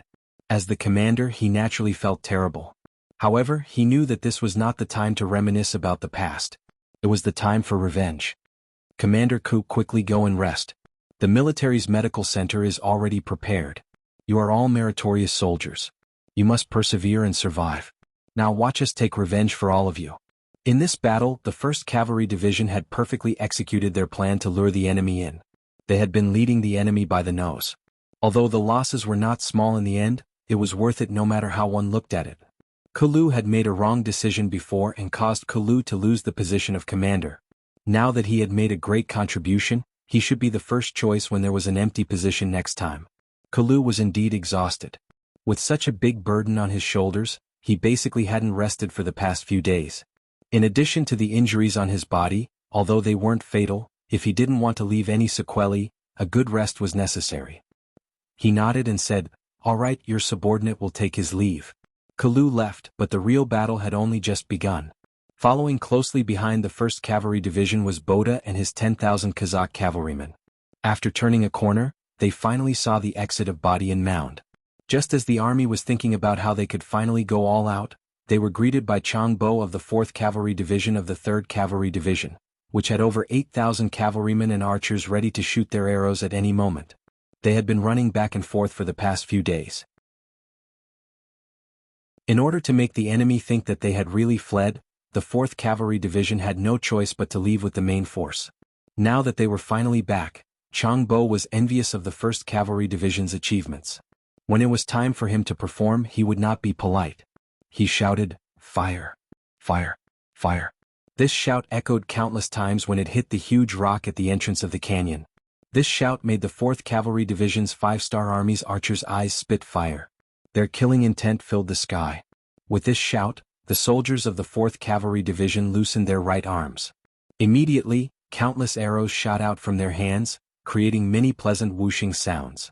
A dense rain of arrows pierced through the air and smashed into the unprepared Kazakh cavalry. Soon, the sound of soldiers falling off their horses could be heard. From time to time, it was accompanied by cries of pain and alarm. 2 waves of arrows were released. More than 16,000 arrows were shot from afar, like a giant blade falling from the sky. 30% of the Kazakh cavalry vanguard was cut down. Unfortunately, Boda, the general, was also in the range of the arrows. When he turned the corner, he saw countless archers waiting for him. When he saw the neat formation of the 5-star Army soldiers, he knew that something was wrong. However, his opponent did not give him any chance to catch his breath or react. The arrows came at him as if they were free. He only swung his saber to cut down 3 arrows. Then the 4th arrow hit him in the chest, followed by the 5th, 6th, and 7th arrows. In a short period of time, he fell to the ground like a porcupine. Even until the moment of his death, he still did not understand where the 5-star Army had come from. Also, since the 5-star Army had so many brave soldiers, why were they in such a sorry state when they were chased by him? Was it really that fun to tease him? With the death of Boda, the Kazakh vanguard cavalrymen who had lost their commander and were heavily injured by the arrows immediately turned around and fled like headless flies. Their faces changed drastically, and they were no longer as high-spirited and complacent as they were when they came out of the canyon. Kill. The 2nd Cavalry Division's division commander Bai Kai and the 3rd Cavalry Division's division commander Lei Chuandang, who had been waiting by the side, roared. More than 10,000 cavalrymen charged into the canyon. The 2 cavalry divisions that had been holding back finally had a chance to use their skills. At this time, they could not wait to charge into the enemy's cavalrymen. They waved their sabers and killed in all directions. One chased while the other fled. In just a short period of time, everyone had changed their roles. The only difference was that the Kazakh cavalrymen were really fleeing. Moreover, they were fleeing with a goal in mind. They thought that once they could meet up with the main force, they could change the situation of being chased by the enemy. However, they did not know that the current situation of the main force was not much better than theirs. In fact, it was even worse. When the agreed time of attack arrived, Yang Qindong, who had been hiding above the canyon, gave the order to attack. It was above the canyon that Yang Qindong saw the bravery of the new army's 1st Cavalry Division with his own eyes. However, he did not move. This was not because Yang Qindong was cold-blooded. Instead, it was because he knew that impatience in small matters would spoil great plans. If they attacked now, they could help the 1st Cavalry Division suppress the enemy. However, before the 1st Cavalry Division was in position and sealed off the enemy's escape route, doing so would only cause the Kazakh cavalrymen to become vigilant. If that happened, the plan of cutting off the enemy's head, waist, and tail would be ruined. This was something that Yang Qindong absolutely could not allow to happen. He could only watch all of this happen and hope that the 1st Cavalry Division could survive this cruel and bloody battle. Fortunately, the 1st Cavalry Division was 16 hours ahead of schedule. This gave the 1st Cavalry Division a ray of hope. Although the losses were disastrous, there were still close to 1,000 cavalrymen who survived. With these 1,000 cavalrymen as the backbone, presumably the day when the 1st Cavalry Division was reorganized and restored to fighting strength would not be too far away. Seeing his own soldiers being bullied, Yang Qindong could finally retaliate. How could he be polite? Under his orders, the rocks piled up above the canyon tumbled down, disrupting the Kazakh army's formation. Then 10,000 guns were fired. Under the muzzles of the 3 cold vanguard divisions, bullets flew out. The enemy cavalrymen were like living targets, becoming targets.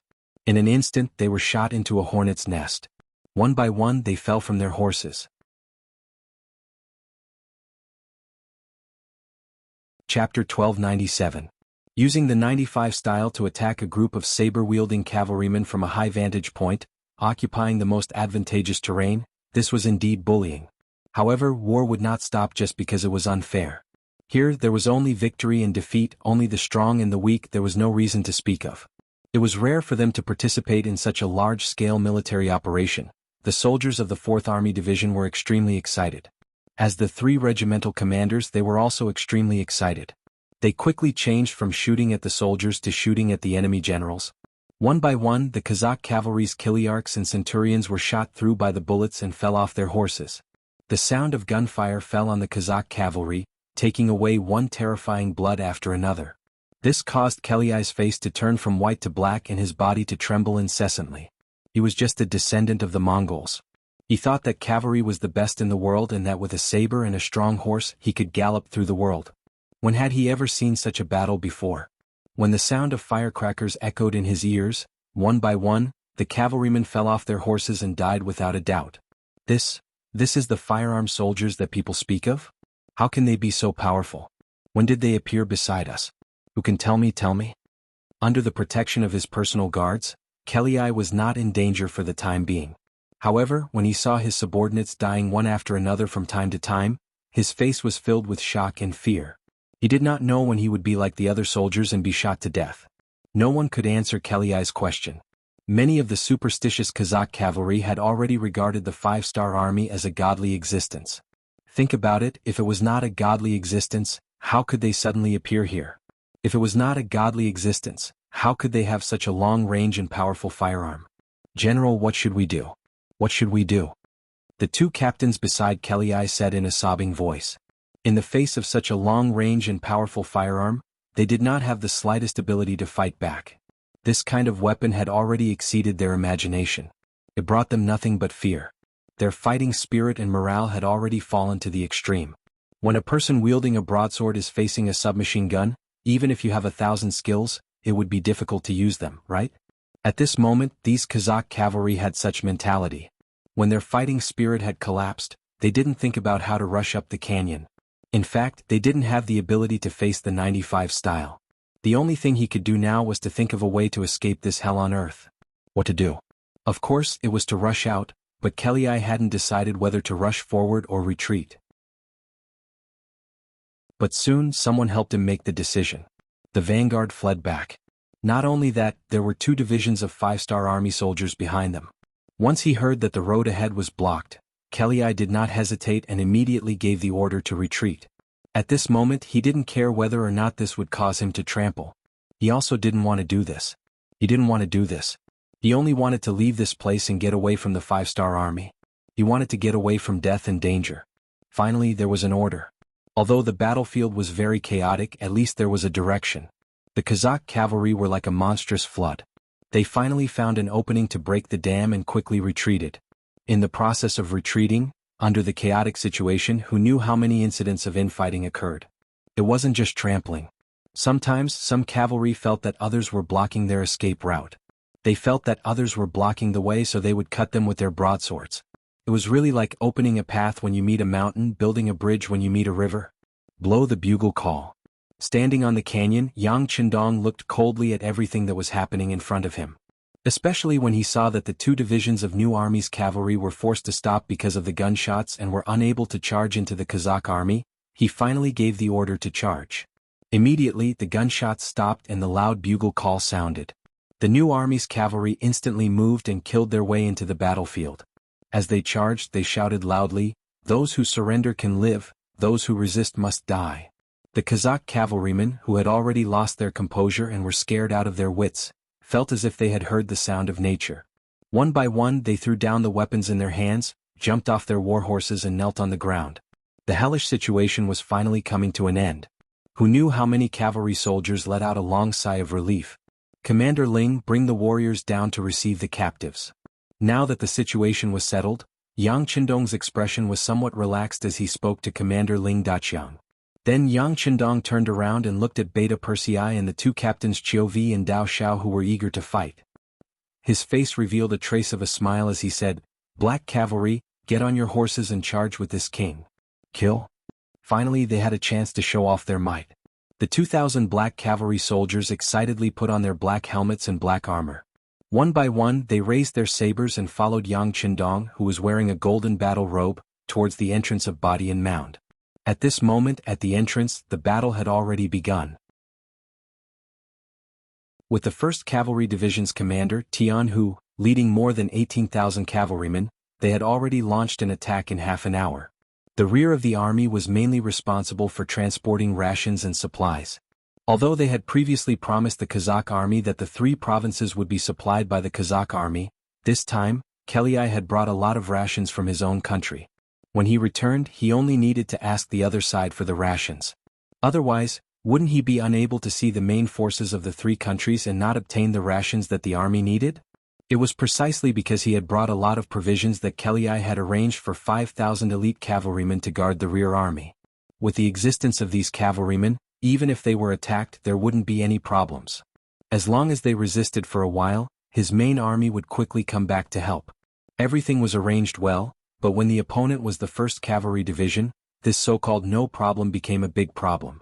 In front of the 1st Cavalry Division, there wasn't a single cavalry unit that couldn't be destroyed. They didn't even use the Big Dipper crossbow, just relying on their strong bows. When the 1st Cavalry Division appeared, they shot 4 arrows in a row. Here, it should be noted that after an ordinary cavalry launched an attack, they would only be able to fire 2 arrows before involuntarily receiving the enemy's attacks. It was already very difficult for the stronger cavalrymen to shoot 3 arrows. However, in the 1st Cavalry Division, they could shoot 4 arrows in a row within a short distance of 100 meters. There were even some who were more powerful who could shoot 5 arrows in a row. With so many arrows flying through the air, the arrows didn't stop after seeing the cavalrymen. After 4 rounds of arrows, at least a third of the 5,000 cavalrymen were killed, and a third of them were injured and couldn't continue fighting. When there were only 1,000 or so cavalrymen left, facing the charge of the 1st Cavalry Division, they were defeated before they could even cause a ripple. A huge opening appeared on the battlefield, allowing the 5-star Army's cavalrymen to pass through. When Yang Qindong arrived with 2,000 black cavalry, he saw the Kazakh cavalrymen lying on the ground, as well as a few soldiers of the 1st Cavalry Division cleaning the battlefield, watching and counting the captives.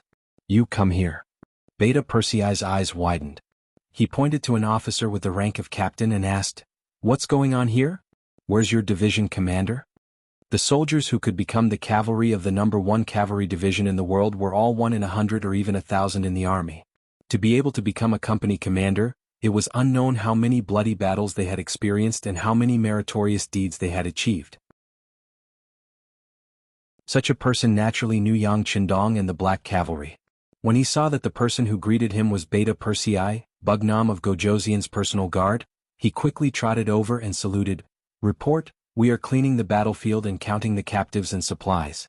Our division commander has already led the army in?" Beta Persei, who had long expected this result, couldn't help but ask anxiously, "How long has it been?" "It's been nearly half an hour." As an officer of the 5-star army, he was used to the saying of 24 hours. When he reported, he naturally answered with such a rule. "Yes." Beta Persei sucked in a breath of cold air, his face a little bitter. "It's been half an hour. This Tianhu's speed is really fast. Young master, what do you think? Let's catch up." Yang Qindong also knew that his idea of participating in a big battle was probably going to be dashed. But since he came, how could he return empty-handed? He had to go to the battlefield to take a look. "Yes, let's go." At that moment, the 2,000 black cavalry rushed straight ahead, leaving behind billowing smoke and dust. At this moment, on the battlefield, one side was completely overwhelming the other side. Under the protection of his personal guards, Clay finally managed to escape from the center of the army. Just as he had a glimmer of hope, he quickly lost all hope. This was because he saw General Toljan, who was supposed to be in charge of the rear army. Thorjan had been chased here by the 1st Cavalry Division with less than 10,000 cavalrymen in the sky. It wasn't that he didn't think of resisting, but when he saw his rear army facing the world's 1st Cavalry Division and couldn't even parry, he knew that this was the elite of the elite. It wasn't something he could handle. He wanted to rush to the center of the army to meet up with General Kelly and use the advantage of numbers to kill his way back. Who would have thought that the situation in the Middle Army was worse than the situation in the Middle Army? When he saw that General Clay only had less than 3,000 to 4,000 cavalry around him, and their formation was in chaos, he knew that things were not going well. Chapter 1298. Why are you here? When Kelly saw General Toljan, his face was also filled with fear. He instantly thought of a possibility, and his heart sank to the bottom. Since the enemy had set up an ambush on both sides of the canyon, why didn't they know to cut off his escape route? It was ridiculous that he thought that going back was the only way out. This was the 5-star army's plan. However, there was another problem. How did so many 5-star army soldiers appear here? Didn't the scout report that there were no 5-star army units around here? The 5-star army had only invested a total of over 200,000 soldiers on the battlefield. Shouldn't their main force be on the way to the Forsaken City? Where did the 5-star army come from? There were countless questions in his mind, but no one could answer him.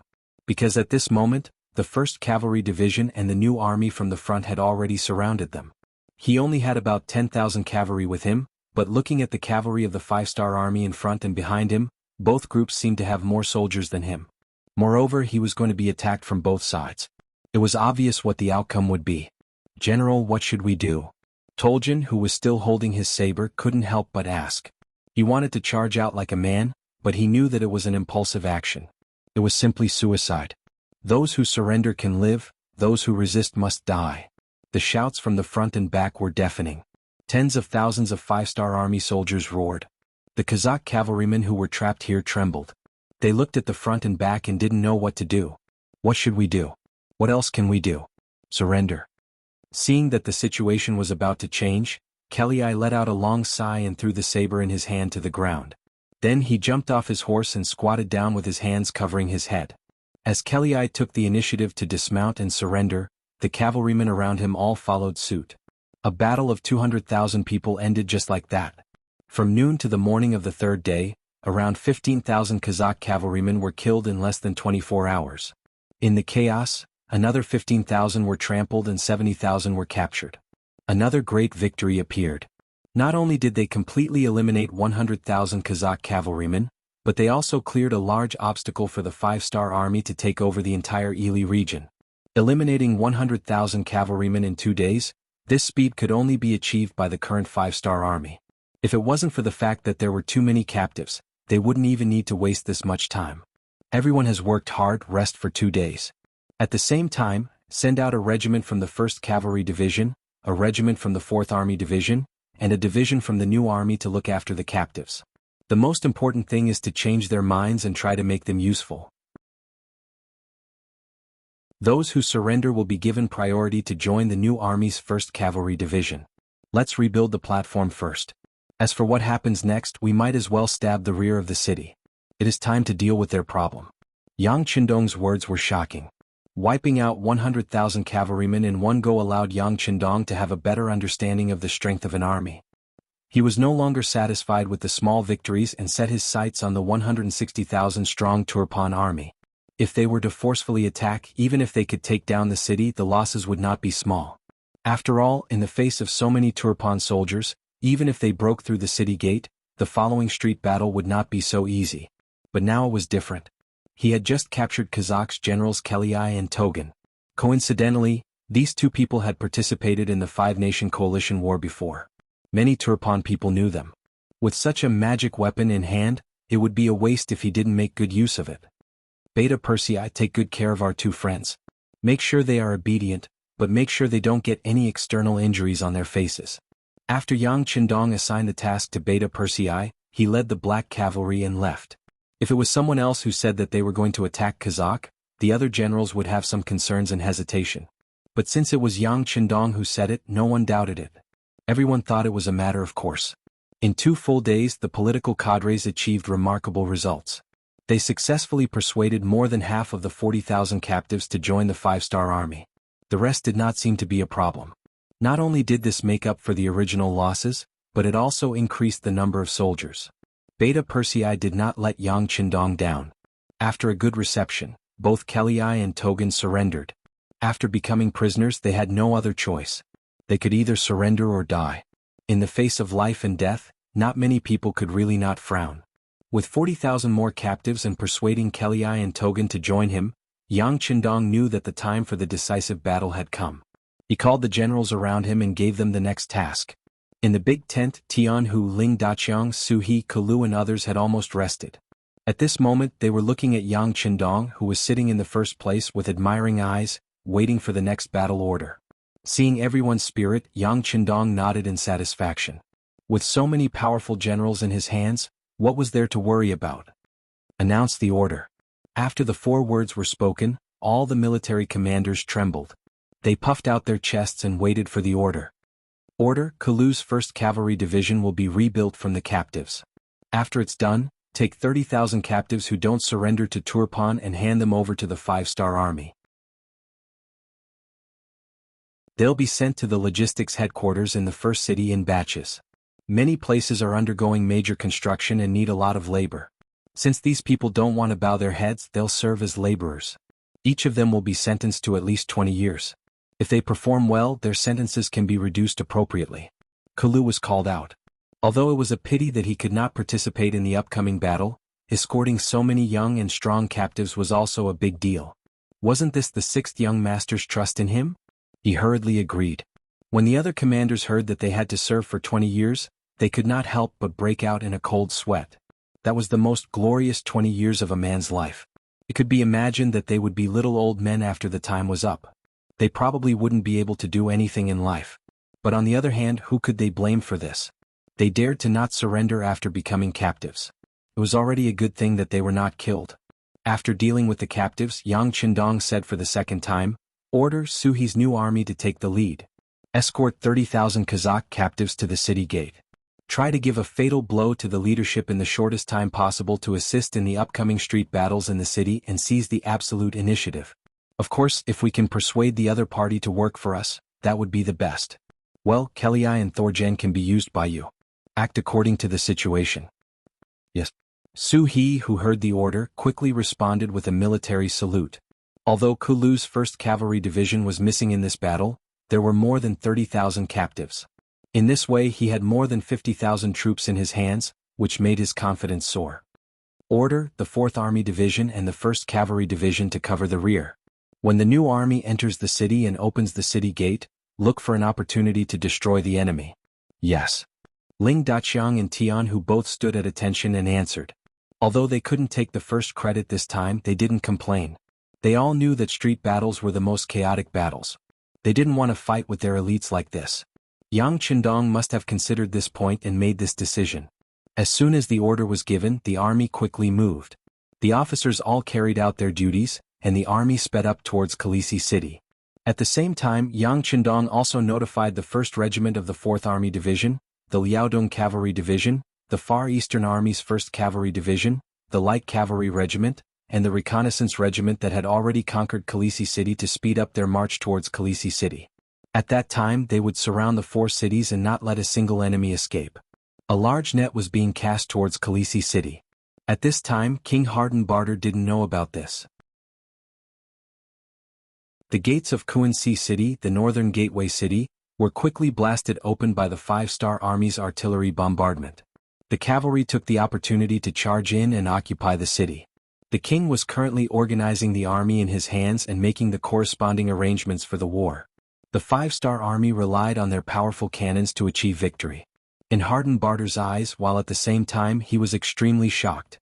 Regarding this, he specially called his General Daichin to discuss how to deal with this.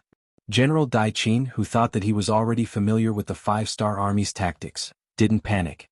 In his view, no matter how strong the tactics were, there was still a way to deal with it. For example, if the same method was used on Khaleesi City, he wasn't that afraid.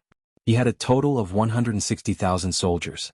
Although most of them were new recruits and because of insufficient preparation, many of them only had weapons and didn't even have war horses, it was still 160,000 people.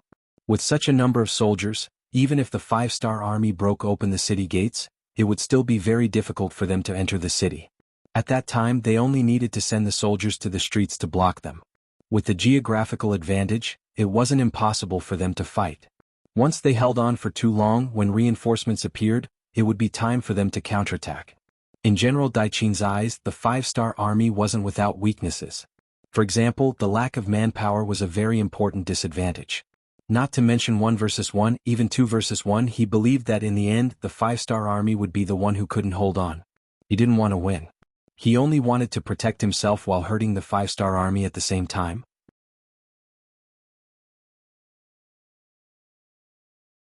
Chapter 1299. On this point, King Hardenbarter had the same view. The 5-star Army, who had a huge appetite, would definitely not lose too many soldiers in Forklift. As long as he could hold on, the 5-star Army would retreat without attacking. Very good, General Daichin, I will hand these 160,000 soldiers over to me.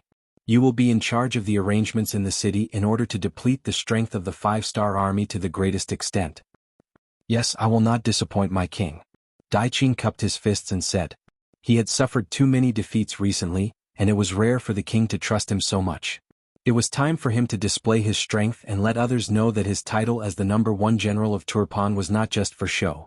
In reality, Daichin had some ability, otherwise he wouldn't have been so highly regarded by Hardenbarter. Unfortunately, his opponent was the 5-star Army. Facing such a huge force, it wasn't possible to rely on a single person to turn the situation around. Daichin tried his best to arrange for troops to be stationed in the important areas of the city. He only placed a small amount of troops at the city gates. He was a person who knew when to advance and when to retreat. He knew that the city walls of Forklift would not be able to stop the bombardment of the 5-star Army. At this time, Forklift City was in chaos. Many soldiers used the excuse of defending the important areas to seize the properties and ancestral homes of many rich people. As a result, the commoners complained and many people had no homes to return to. This was war, and the ones who suffered the most were the commoners at the bottom. Prices rose, safety was not guaranteed, and they lost their jobs. Their goal in life changed from how to live well to how to survive. It was truly a tragedy. Among the many properties that were taken over, 20 to 30 Turfan soldiers rushed into an unassuming silk shop. They used this place as an important reason to force the people here to leave, not allowing them to take any of their belongings. The sudden influx of so many Turfan soldiers holding short knives and spears caused a light to flash in the eyes of the guards in the shop. Their right hand habitually reached for their waist. They all had knives and could fight with the incoming soldiers. Everyone stop, calm down. A woman in a lavender dress with a white veil over her face walked out, escorted by a few maids. She softly stopped the guards from moving, before taking small steps forward to welcome the Turpan soldiers who had barged into the manor. Gentlemen, you are... Her voice was as clear and crisp as an oriole's, and it sounded very pleasant to the ears. This voice attracted the attention of all the Turkmen soldiers. One of the captains at the front had a primitive desire for beauty in his eyes as he strode forward to welcome the newcomer. As he walked he said, "Oh, there's a beauty here. Ah, come, let this lord take a look at your charming little face." As he spoke, he had already arrived in front of the woman.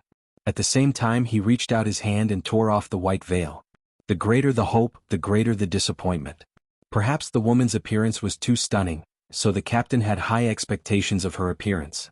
However, when the white veil was torn off, a face full of black spots appeared before him, causing him to stop in his tracks. Following that, he felt a wave of nausea in his stomach.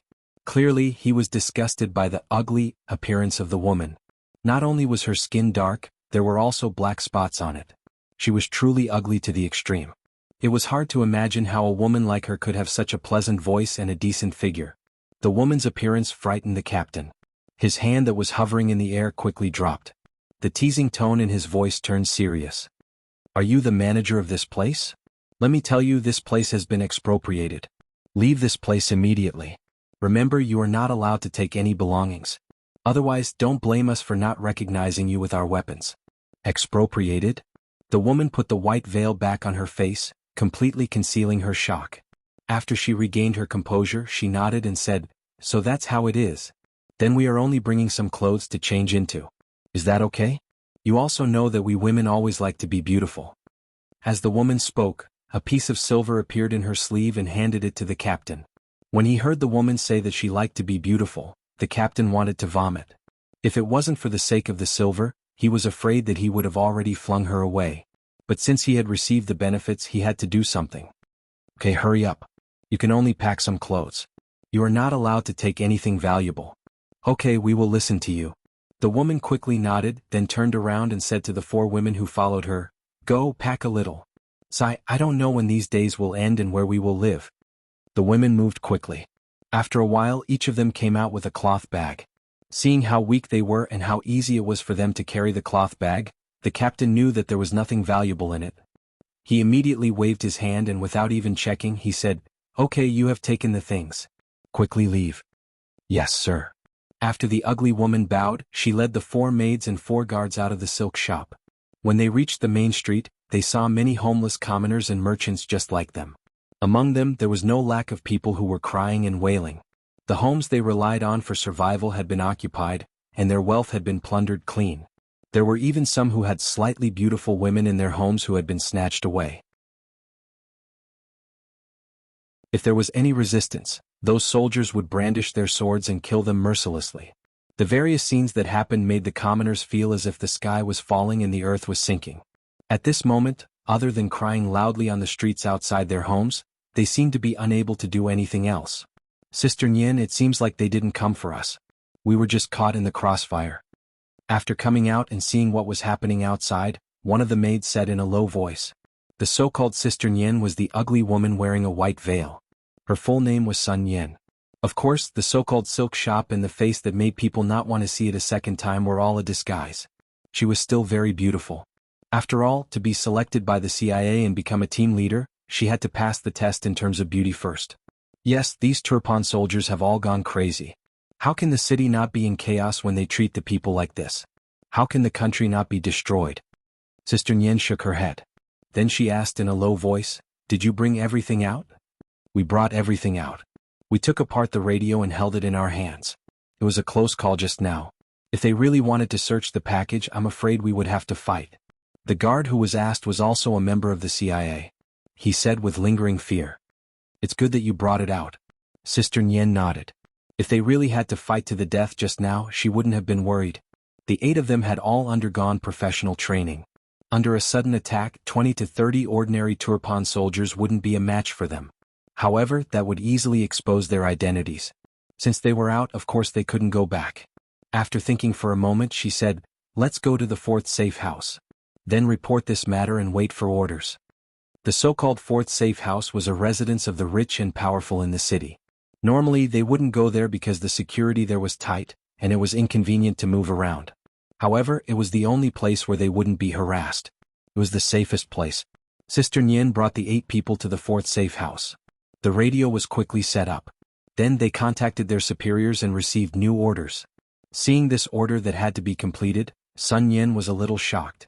This mission wasn't easy to complete. Even if they wanted to complete it, they would lose a lot of people. However, when she saw that it was the 6th young master's order, she didn't hesitate at all. Even if it was Yang Qindong's order, so what if all of them were to be sacrificed? "Go and inform all the team members in the city to come here for a meeting." There's an important mission. Sun Yin said to her subordinates in an excited voice. The city was in chaos. Cries and screams could be heard everywhere. However, the people in power in Turpan didn't care about this at all. Compared to the suffering of the people, they cared more about their own safety.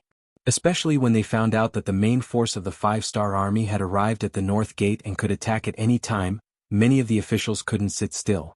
They didn't know if they could defend the city this time. Could they stop the 5-star army? Just when everyone was worried, a piece of good news came into the city. The 100,000 Kazakh cavalry reinforcements had arrived outside the city. They had already appeared at the south gate. It was said that the General Daichin had already brought people to welcome them. Aya, the heavens bless us. After finding out that there were 100,000 reinforcements, many of the Turpan officials in the city were very happy. In their view, with the help of these 100,000 cavalrymen, they would have more confidence in defending Forikai's city. At this moment outside the south city, General Daichin was thinking the same thing. When he learned that the Kazakh cavalry had arrived outside the city, he immediately reported the news to the king. If it wasn't for the chaos in the city, the king of Hadenbar would have personally come out to greet them. General Daichin came to Kelii with a face full of joy.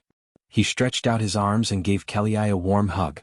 To him, the appearance of the 100,000 Kazakh cavalry was like a ray of light in the dark night. It was the hope that they could persevere.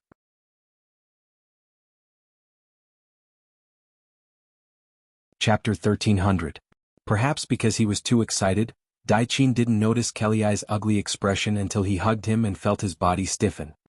He then asked in surprise, "General Kelii, are you not feeling well?" Kelii bitterly smiled. He wanted to say that he was no longer a general but a captive. However, he knew that there was a gun pointed at him from the side. He had seen the power of a gun before. Taking his life within 30 meters was as easy as stepping on an ant. Not to mention that the two people in charge of monitoring him were less than 10 meters away from him. He definitely didn't dare to gamble and didn't want to die. If he didn't want to die, then he had to follow the 5-star army's request. Kelii could only bitterly say, "General Daichin, I don't know if it's convenient, but I have something to say to you." It was this sentence that made Daichin, who had a trace of doubt, let down his guard. He thought that Kelii had something that he couldn't say, which was why his expression wasn't good. Considering that Kelii was here to help him, if there was a problem he should help him. Thus he nodded and said, "Of course it's convenient. We are friends so we can talk about anything." Okay. Kelii was waiting for this sentence. After he finished speaking, he turned around and said, "If that's the case, then please follow me. What I want to say is confidential and I don't want too many people to know." Facing Kelii's request, Daichin didn't think too much. He only thought that Kelii was talking about conditions. After all, this was the help of 100,000 cavalry. If it was him, he would also make some requests. Thus, he only brought a few people and followed Kelii to the side of the cavalry army. When he walked in, Daichin noticed that there was a group of people waiting for him. Among them was an old acquaintance, Kazakh's General Toljan. It was because of this person's existence that he didn't think too much and continued to walk behind Kelii. General Daichin thought that he still had a long way to go, but Halie suddenly stopped and turned around with a bitter smile on his face. But this time he didn't say anything. Instead, someone beside him spoke, "General Daichin, I didn't think that we would meet here. How have you been?" The person who spoke was the commander of the new army, Suhi. With regards to this person, Daichin naturally had a deep impression of him. Thinking back to the time when he brought his army to fight against him, he was defeated. That was the greatest humiliation to him. He curiously looked at the other party and didn't say anything. Hundreds of thoughts flashed through his mind. How could this person be so similar to the commander of the 5-star army? Without an answer, Daichin turned his gaze to Halie. Clearly he wanted an answer. Why would the Kazakh cavalry walk together with a general of the 5-star army? Seeing that Daichin wanted to hear an explanation or an introduction, Halie reluctantly said, "Then let me introduce you. This is General Suhi. He is the commander of the new army of the 5-star army." After saying this, Halie hurriedly moved his head to the side.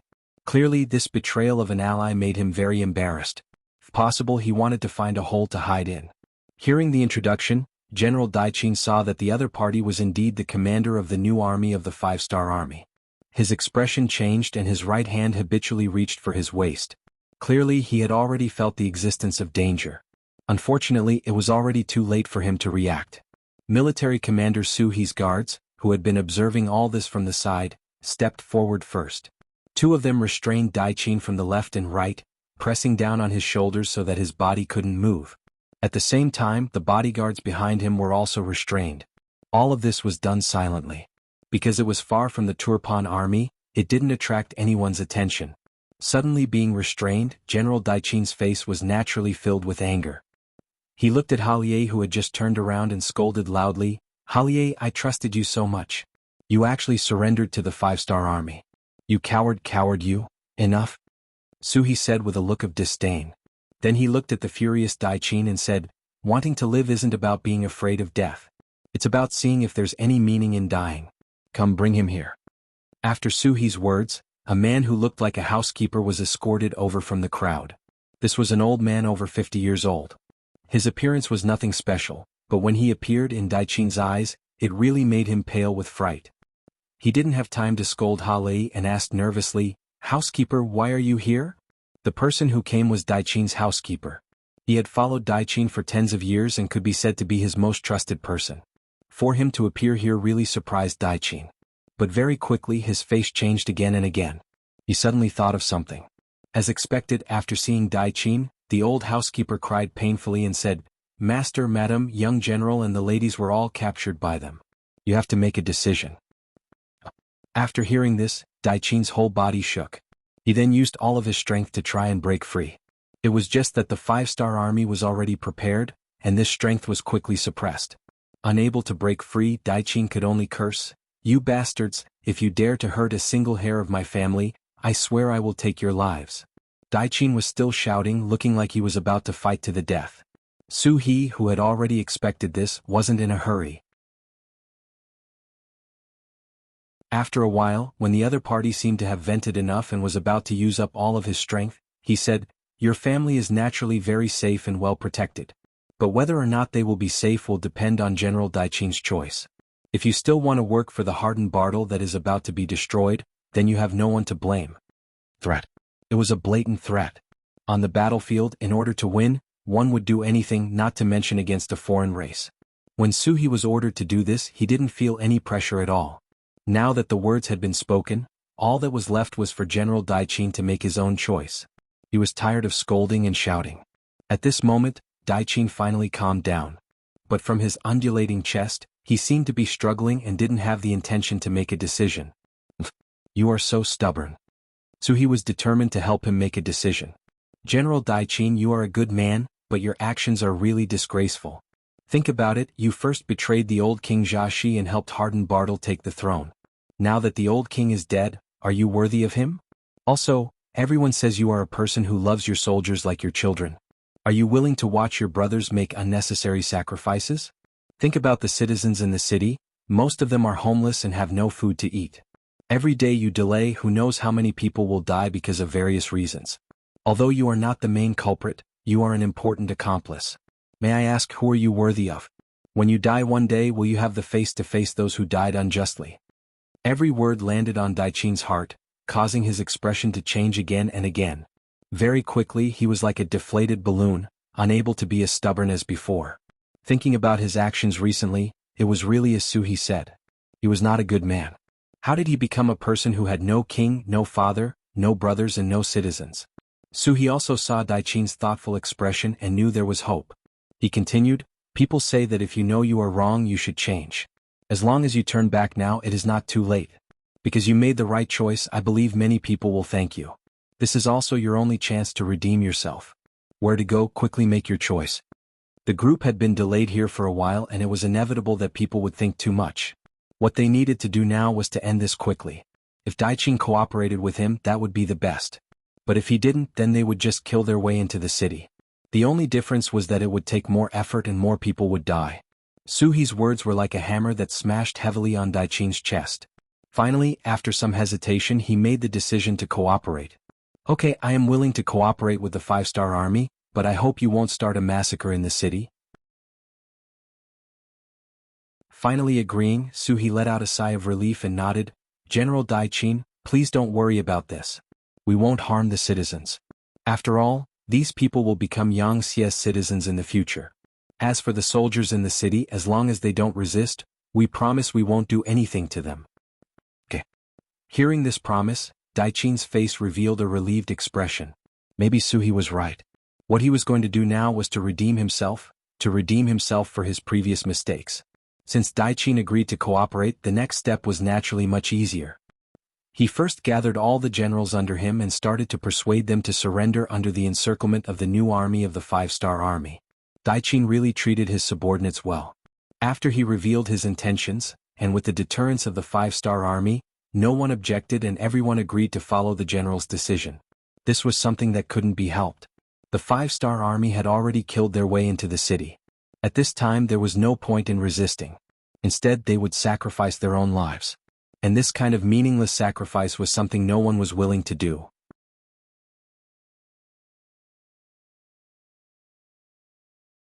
Chapter 1301. With the cooperation of the generals under Daichin Yu, the 5-star army quickly entered the city.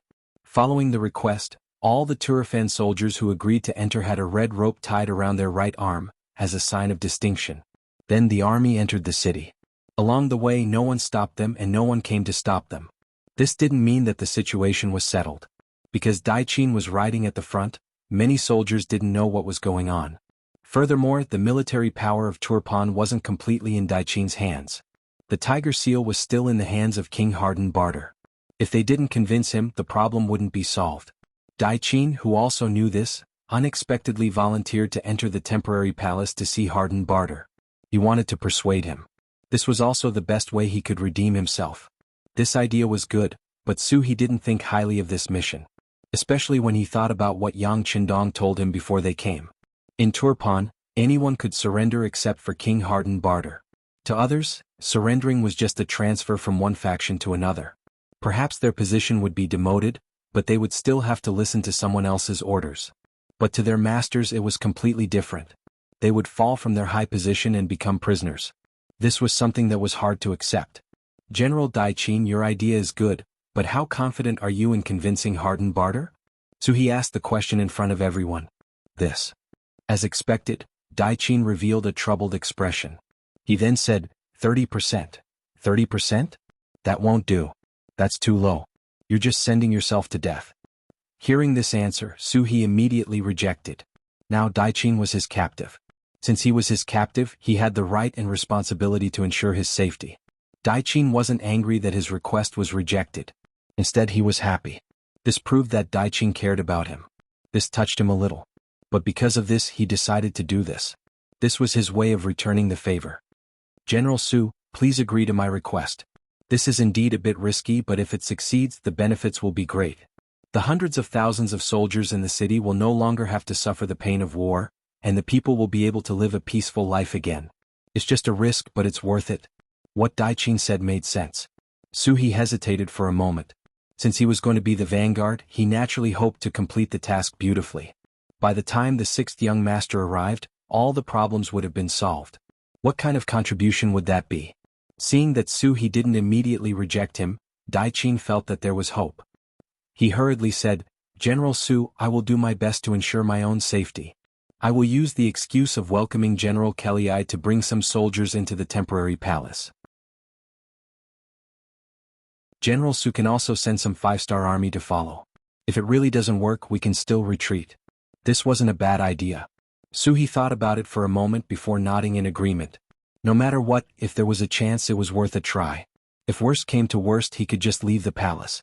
With his new army already in Khaleesi City, he definitely had the ability to provide support outside the palace. Just like that, the two quickly discussed some things. At the same time, they also convinced General Toljan of Kazakh to represent Kelly and follow Daichin into the temporary palace. This way, not only could they bring more soldiers, they could also look after each other. To ensure everyone's safety, Suhi gathered 200 new army warriors and gave them to Lei Chuandang, the commander of the 3rd Cavalry Division. Commander Lei, it would be best if this succeeds. If it doesn't, you must protect the safety of the two generals. I will bring the army to provide support outside the palace. Rest assured, I will complete the mission.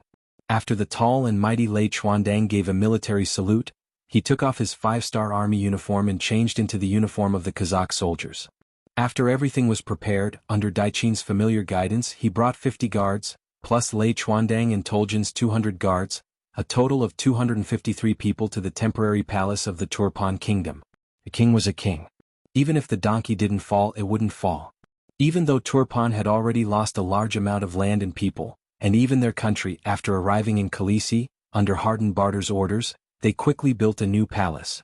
Even though it wasn't as glorious as before due to the lack of time, it still took up a lot of space. Just from the outside they had to go through 3 gates and 3 checks before they could enter. With Daichin leading the way, they were naturally unobstructed. At this moment in the palace hall, King Hardenbarter was waiting to meet with Kelly.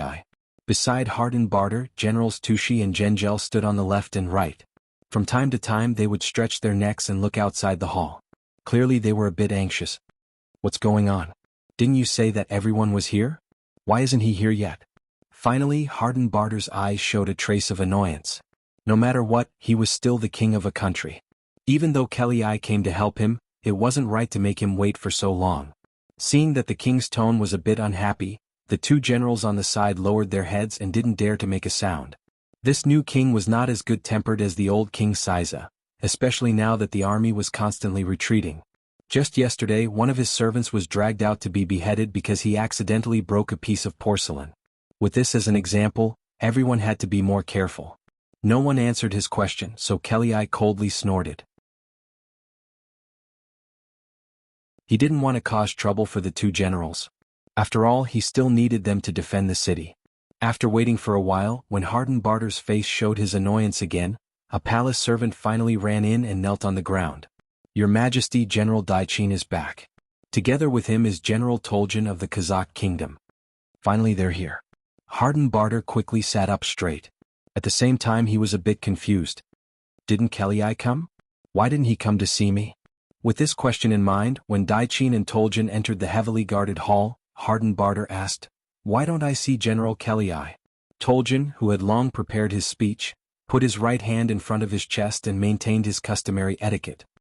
Honorable King of Turpan, our General Kelly caught a cold and is now resting in the army. After saying this, Thorjen shut his mouth. Then he looked around and began to observe the environment in the hall. When he saw 8 armored turban soldiers around the hall and 2 tiger generals beside King Hardenbarth, he knew that it was impossible to use the strategy of capturing the leader first to catch the bandits.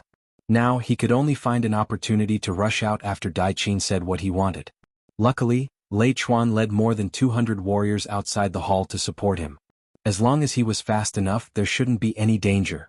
As for whether General Daichin's persuasion would succeed, he didn't have any hope. Toljan closed his mouth and it was Daichin's turn to speak. He needed to find an excuse for being late, so he said, "Your Majesty, General Kelly is indeed not feeling well. Luckily, I've already asked after him on behalf of your Majesty. Please forgive me for being late." "I see. Everything is right." Hardenbarter nodded without thinking too much. Soon he asked what he wanted to ask. "Is General Kelly all right? It won't affect our cooperation to deal with the 5 Stars army, right?" At this moment, Daichin had a headache because of this question. Now that the 5-star army had already entered the city, the destruction of Turban was inevitable. The only difference was that fewer soldiers and civilians would die. This was also the reason why he had to make this trip. He wanted to use his own efforts to protect the lives of more soldiers and civilians, thinking that because of his actions he might be able to save a lot of people. He gathered his courage and said to Hardenbarter, "Your Majesty, do you think that even if we join forces with the 100,000 Kazakh soldiers, we can really stop the powerful 5-star army?" Just as he was waiting for a definite answer, Daichin suddenly said this. Hardenbarter's expression changed again and again. He didn't understand why this important official would say such a thing. Of course he couldn't answer this question, but did he have a choice? "General Daichin, what do you mean? Do you not think that our 2 armies can work together?" Hardenbarter didn't understand and asked back. He didn't think that Daichin would answer this question very straightforwardly. "Yes, Your Majesty, I don't think so. In my opinion, even if we join forces with General Kelly, we won't be able to change the situation. If we do that, we will just be throwing away the lives of innocent soldiers and civilians." The sudden answer stunned Tushi and General Gengel, who were standing on both sides of the room. They didn't think that their subordinate General Daichin would see the situation in front of them like this. Although they were also terrified of the arrival of the 5-star army and didn't have much confidence in winning, They shouldn't be so pessimistic. Hardened Barter, who was sitting on the throne, also had his eyes wide open. After a few breaths, his chest heaved as he asked, "Daiqin, what do you mean by that? Are you going to surrender to the 5-star army?" It was no wonder that Hardened Barter would think like this. This was too obvious a discussion about surrendering to the enemy. Anyone else would think too much.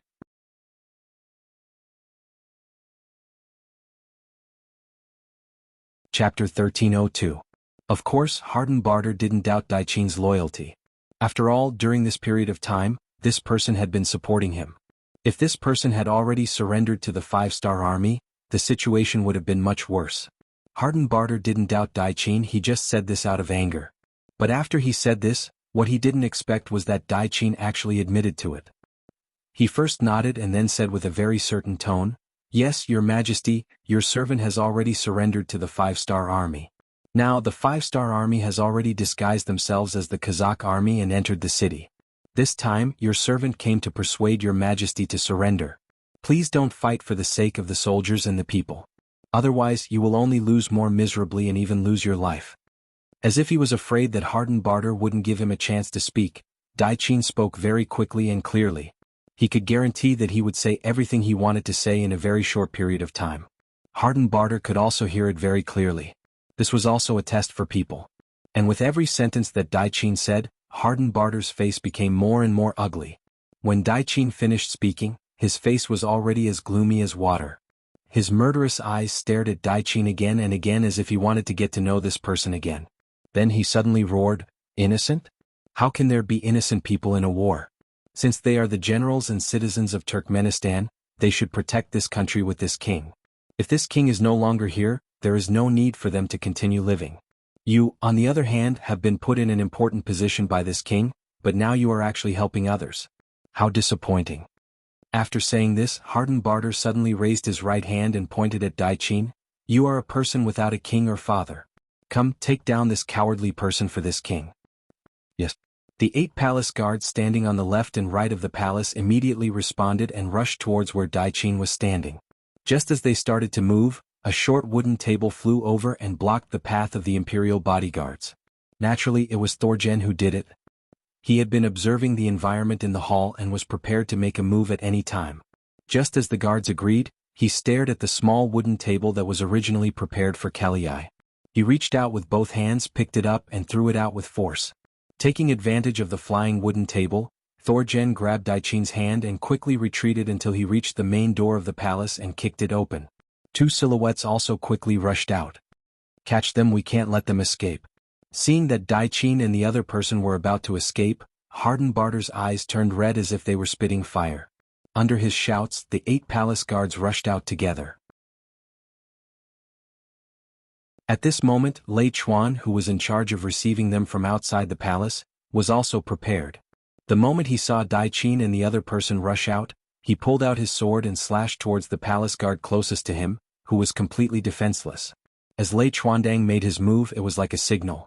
The dozens of warriors behind him all pulled out their swords and rushed towards different targets. In an instant, blood splashed everywhere and the palace became a mess. "Let's go." Thorjen quickly pulled Daiqin back to Lei Chuandang's side and took a sword from him, holding it horizontally in front of him as he yelled. Lei Chuandang didn't need Thorjen to say anything to know that they couldn't stay here any longer. Because in his vision, there were already countless guards rushing towards them. He slashed forward with his sword and pushed back a palace guard. At the same time, he shouted to all his subordinates, "Retreat, kill a path of blood. Go." The dozens of warriors said in unison. Then they turned around and retreated according to the path they came from. At this moment, not only in the courtyard but also at the 3 gates of the palace, it was already a mess. Along the way, Lei Chuandang's group had more than 100 brothers at the gates of the top 3 academies. There were exactly 60 people at each intersection. When chaos broke out in the palace, these 180 warriors immediately pulled out their blades and slashed at the palace guards beside them. Taking advantage of the chaos, Lei Chuan and his men charged out of the courtyard and arrived in front of the first gate. They met up with the soldiers of the 5-star army and continued to charge out. With every step they took, someone would fall beside them. With every step they took, there would be a palace guard who would be killed by a blade. What are you waiting for? Hurry up and chase after them. Seeing that Daiqin still hadn't arrived in front of him, Hardened Barter felt that something was wrong. With a face full of anger, he yelled at Tushi and Zhengzhou who were standing at the two sides. Yes. The two generals seemed to have just woken up. They replied loudly and prepared to leave. Wait. Hardened Barter's yell caused the two to involuntarily stop. What did Daiqin just say? He said that the 5-star army disguised themselves as Kazakh cavalry and already infiltrated the city? Doesn't this mean that the city is no longer safe? You two don't need to chase anymore. This king will give you the tiger troop talisman. Immediately dispatch the troops and kill all the Kazakh cavalry that just entered the city. Hurry. As he spoke, Hardened Barter reached into his pocket and took out 2 tiger troop talismans. He gave them to Tushi and Zhengzhou. The two generals bowed and quickly left after receiving the tiger troop talismans. However, at this moment Hardened Barter, who was extremely angry, didn't think too much about it. Even if Daiqin could betray him, were these two generals really that trustworthy? Were they really that loyal? Battle cries rang out from the palace. The 5-star army soldiers who were already prepared outside the palace seemed to have heard a signal. They all shouted loudly and then rushed over with swords and spears. They quickly opened the palace gates and received Lei Chuandang and the others. At this time, the Turpan soldiers who received the news gathered more and more troops to protect their king. Retreat from here first and regroup with the army at the south gate. We will make a decision then. After Lei Chuandang met up with the soldiers, he immediately gave the order. The group of people quickly left this place. Right after they left, Tushi and Zhengzhou each brought a group of soldiers and appeared here. However, they didn't have the intention to chase after Daiqin. Instead, they split up and went towards the east and west barracks. Tushi really went to mobilize troops. He was once a defeated general and Hardened Barter didn't abandon him. Naturally, he was very loyal and wanted to show off. However, the other general, Zhengzhou, didn't think so. It wasn't that he wasn't loyal enough. On the contrary, he was very loyal. Otherwise, he wouldn't have been chosen by Daiqin and promoted. Yes, Zhengzhou was the one who was promoted by General Daiqin. It was because of this that he was greatly affected by what happened in the palace just now. According to his understanding, his benefactor, Daiqin, was a reasonable person and a person who loved his soldiers. Since even he thought that he would lose this battle, he had no choice but to think about the future. Everyone was afraid of death, not to mention a meaningless death. Zhengzhou was also afraid of death. However, if it was on the battlefield and his skills were inferior, he would die without regrets. However, if he were to die in such a muddle-headed manner, and even be scolded after his death, such a death was not something he wanted to see. Gejiner's footsteps became slower and slower as he walked towards the east camp. After hurriedly passing through 2 more streets, he suddenly stopped and looked at his most trusted bodyguard beside him and asked, Are you afraid of death?" The soldier was stunned by this question. After a moment of hesitation, he immediately shook his head. "General, I'm not afraid of death." "Good, then I'll give you a mission. Go quickly." Lei Chuandang and his group had already retreated to the south gate under the protection of the 5-star army cavalry. There were soldiers of the new army everywhere. Retreating here also meant that they were safe. Suhi saw how embarrassed they were and knew that persuasion wouldn't work. He shook his head and said, "It seems that your mission has failed. Since it's like this, then we can only fight. General Daiqin, this time you have nothing to say." Daiqin's face was red. He wanted to say something, but the matter of persuading the king had already failed. In order to protect him, he had also lost dozens of 5-star army brothers. At this moment he really didn't know what to say. Sometimes silence was a kind of silent agreement. General Su, he nodded. "Good, since it's like this, immediately use the radio to contact the 4th Army Regiment outside the North Gate. Tell them to prepare to bombard the gate and kill our way into the city. When the time comes, we'll kill our way to the north and south." "Yes, sir." After hearing Suhi's order, the soldiers immediately responded loudly and turned to leave the tent. At this moment, the tent flap opened and a messenger walked in. He looked at Suhi and saluted, then said loudly, "General, there's a Turpan soldier outside the tent. He says he's Zhengzhou's soldier and has important matters to discuss with General Daiqin." "Zhengzhou's soldier, why don't you let him in?" Daiqin said as he looked at Suhi with a pleading expression. Suhi also wanted to see what this person wanted.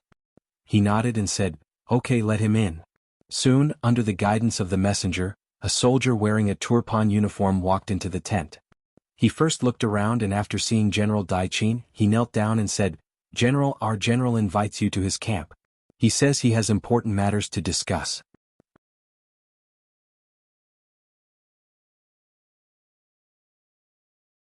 Chapter 1303.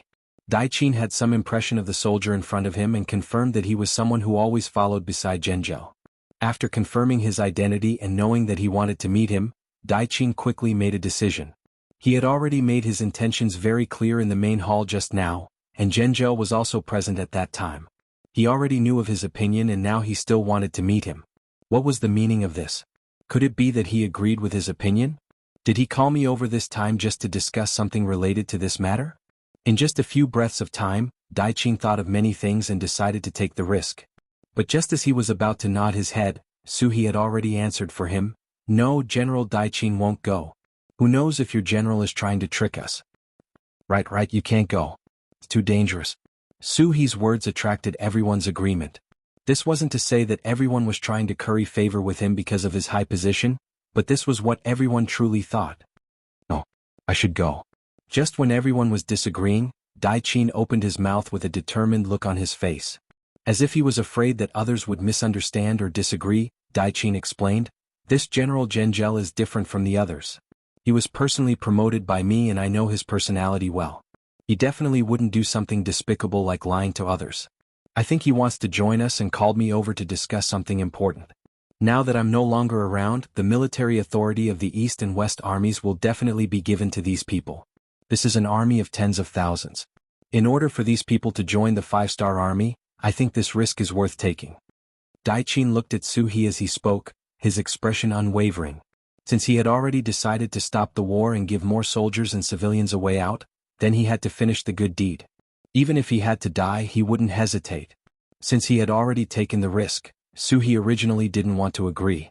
After all, Daiqin was still of great use. There were 300,000 civilians and 100,000 soldiers in Furakashi City. It was impossible to kill them all. In the end, to pacify these people, the local general had to do the work. No matter if it was in terms of experience or influence, Daiqin was the best choice to settle these problems.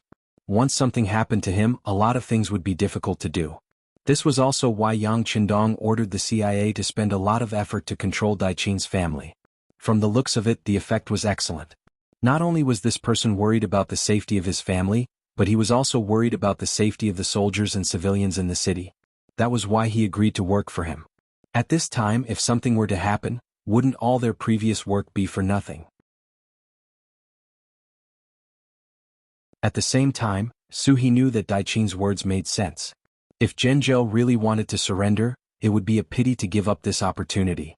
This meant that not only would they not have the cooperation of tens of thousands of soldiers, they would also have to face tens of thousands more enemies. The difference between the two was too great. Suhi was a bit hesitant, but Daiqin said firmly, "Commander Su, please give me a chance.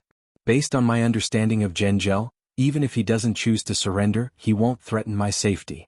Please believe me." "Then okay. Tell everyone to leave. I have something to tell you in private." Suhi finally agreed. Even if she agreed, if Zhenzhou also chose to surrender, she would have to give him some benefits and guarantees. This kind of thing was not suitable to be discussed in public. Instead, it needed to be discussed in private. After about 15 minutes, Daiqin walked out of the tent and left with the soldier. When he left, he only brought 4 bodyguards with him to protect his own safety. Because if the opponent had any bad intentions, it would be useless no matter how many soldiers he brought. "Commander, what should we do?" Seeing Daiqin leave, Lei Chuandang and the rest came to Suhi to ask for instructions. "Let's wait for a while." "Oh right, immediately send a message to the 1st Regiment of the 4th Division to not fire the cannons on the city gate. Wait for our news." Suhi decided to believe in Daiqin this time. Maybe he would bring back some good news. Even if things didn't work out, they had already entered the city and couldn't be kicked out. At most, they would just kill a few people. After Daiqin followed the soldier to the east camp, he saw Zhenzhou waiting for him at the entrance.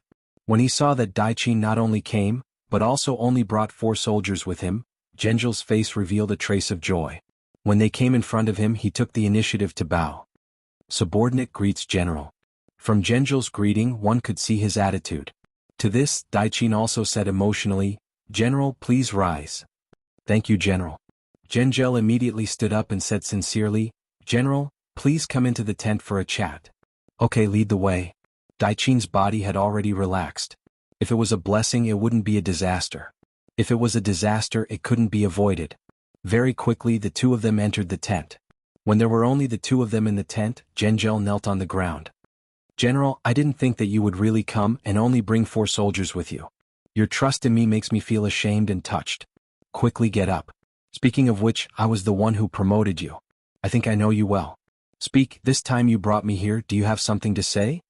At this moment, Daiqin had already made up his mind. If the other party really wanted to harm him, there was no need for him to kneel now. Daiqin went straight to the point. Zhengzhou, who got up, didn't say anything. It was obvious that he was still thinking about how to start. After waiting for a while, Zhengzhou still didn't speak. Daiqin knew that he had to say something to increase the stakes. He said, "Okay, if you have something to say, then say it quickly. To be honest, the 5-star army didn't agree to you coming here. If you don't go back for a long time, I'm afraid that something will happen. At that time it will be very bad for you." Zhengzhou, who was still hesitating, didn't dare to hesitate anymore. He opened his mouth and said, "General, did the 5-star army really enter the city?"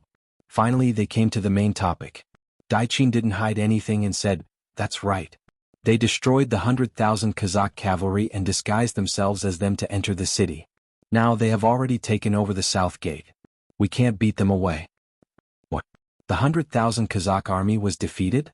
It was the first time he heard this news. After hearing it, Zhengzhou's face changed. Speaking of which, the 100,000 reinforcements were the hope of Turpan turning the situation around. He didn't think that even this hope would be destroyed. It seemed that he didn't have any other choice. "Yes, I've already seen General Kelly. Think about it, even he has become a captive of the 5-star army, the fate of the 100,000 reinforcements can be imagined." Daiqin nodded his head heavily, giving a clear answer on this point. After knowing the truth, Zhengzhou knew that the situation had changed. He was even more glad for his decision. Of course, he was also grateful to Daiqin. He originally thought that if he sent out an invitation, Daiqin wouldn't dare to come. If that was the case, then he didn't have any other choice. The only thing he could do was to listen to the king's orders and send out troops. But now, since Daiqin came, he obviously had another choice. "General, what do you think I should do next?" Although his question was a little vague, his words already expressed his thoughts. Daiqin was relieved after hearing it. "Zhengzhou, I've already reported your situation to the new army commander of the 5-star army. He arranged it like this." At this moment, Tushi was mobilizing troops in the west camp.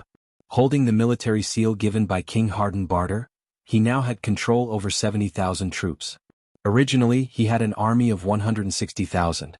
Other than the 5,000 outside the north and south gates, 10,000 inside the city, and 70,000 in the east camp, the 70,000 in his hands were the most important. When he thought about having such an important military power, General Tushi was very happy. He thought that his chance to show off had come. The opportunity to lose the Battle of Ayla Mountain Pass would also appear. But what he didn't expect was that this happiness didn't last for too long. It was interrupted when a scout entered the tent and reported, "General, the latest news, Zhengzhou surrendered to the 5-star army and sent people to open the north gate. Right now, the 5-star army outside the north gate has already entered the city. A portion of the cavalry is already charging towards our west camp." The scout knelt on the ground and reported anxiously. General Tushi, who was originally happy and wanted to make a big contribution, heard the news and his expression changed greatly. Zhengzhou's surrender was tantamount to completely overturning the balance of strength on the battlefield, making it difficult for him to see any hope of victory. Now in Firlai City the enemy had occupied 3 of the 4 cities. Only his west gate was still in his hands. He absolutely couldn't lose it. He couldn't afford to lose it. Like this, let the soldiers withdraw their forces and guard the gate. Don't worry about other places. If anyone wants to approach the west gate, just shoot them with bows and arrows. Also, immediately mobilize a group of troops. I'm going to the palace to pick up His Majesty and leave here immediately." After quickly making a decision, Tushi took a group of 2,000 elite cavalry and went straight to the palace from the west gate. He found King Hardenbarter, who was still sitting there and waiting for news. Time was of the essence. After Tushi saw King Harden, he knelt on the ground and gave a brief introduction of the situation. Then he said loudly, "Your Majesty, Firlai City is no longer safe. For your Majesty's safety, please follow me out of the city to take refuge."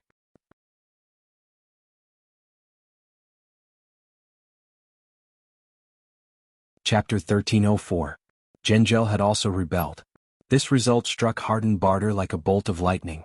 His face was as black as the bottom of a pot. The feeling of being betrayed by his friends and family made him feel like a ball of fire was burning in his heart, and he wanted to vent it. Damn it, they all deserve to die. This king has treated them well. Why did they betray me? General Tushi, why do you think this happened?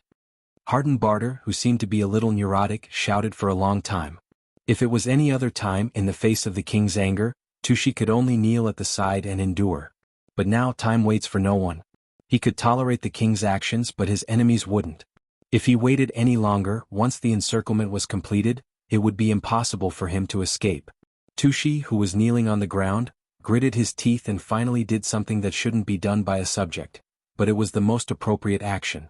Come, lift His Majesty up and invite His Majesty out of the palace. This order made the cavalrymen who came with Tushi look at each other. They didn't dare to make any excessive moves in front of the crazy king. Instead, the palace guards approved of this order. They quickly rushed forward and lifted Hardened Barter up and rushed out of the palace. Leaving with them were the concubines of the imperial harem, as well as several young princes and princesses. Half an hour after Tushi left, Commander Suhi led a large number of cavalrymen to the temporary palace. But at this time, the palace was empty and the king was nowhere to be seen. After a careful search, other than some palace maids who were kneeling and trembling in fear, there wasn't a single member of the royal family. General Daichin shook his head regretfully. It seems that His Majesty has left first. Left? Suhi shook his head and said in a very certain tone. They can't run away. Come, immediately interrogate these palace maids and ask them who took Hardened Barter away. Faced with the fierce-looking, burly and murderous new Third Army cavalry, the palace maids naturally answered all the questions. Soon they told the story of Tushi's appearance here and taking the king away. This was within Suhi's expectations. When he heard that the king left, but because he left in a hurry, he left all his belongings in the palace. He called the commander of the 2nd Cavalry Division, Bai Kai, and told him to send a large number of troops to guard the palace. He also reported this matter to Yang Qindong outside the city. Then he said to the commander of the 3rd Cavalry Division, Lei Chuandang, immediately lead the army to attack the West Gate. It's best if we can capture Hardened Barter, but if we can't, we have to drive them out of the city. When they get out of the city, there will naturally be people to stop them. In this way, Chang Bo of the 4th Cavalry Division attacked from the South Gate, Lei Chuandang attacked from the palace to the West Gate, Zheng's surrendered troops attacked from the East Gate, and the 1st Regiment of the 4th Cavalry Division and the Far Eastern Army Cavalry Division attacked from the North Gate. At this point, apart from the West Gate, most of the city was occupied by the 5-star army. At the West Gate, Tushi forcefully took Hardened Barter back to the barracks. At this time, the young king's emotions had also gradually calmed down. Although he still had some doubts in his heart, now was not the time to think about these things. What he had to do next was the most important thing. General Tushi, what do you plan to do next? After gradually calming down, Hardened Barter looked at Tushi, who was the last important official by his side, and asked with a hopeful expression.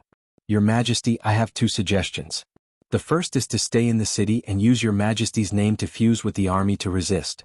We should strive to regain the command of the city and drive the 5-star army out of the city. However, this is not easy to accomplish. The second is to immediately leave the city. Where there is life, there is hope. As long as Your Majesty is still here, you can shake your arm at any time and rebuild the mountains and rivers. As for where we should go, Your Majesty, please make the final decision. Tushi cupped his fist and said carefully. The first suggestion was definitely a good one. Once the 5-star army was chased out of the city, it would be equivalent to resolving a crisis. With the 300,000 citizens in the city, perhaps they would be able to use them to form an army with a decent number of soldiers. However, it was obvious that with Daichin and Zheng's betrayal and the 5-star army's cavalry entering the city, it would be quite difficult to do this. If they did not do it well, they would be trapped here. And from the looks of it, this possibility was very high.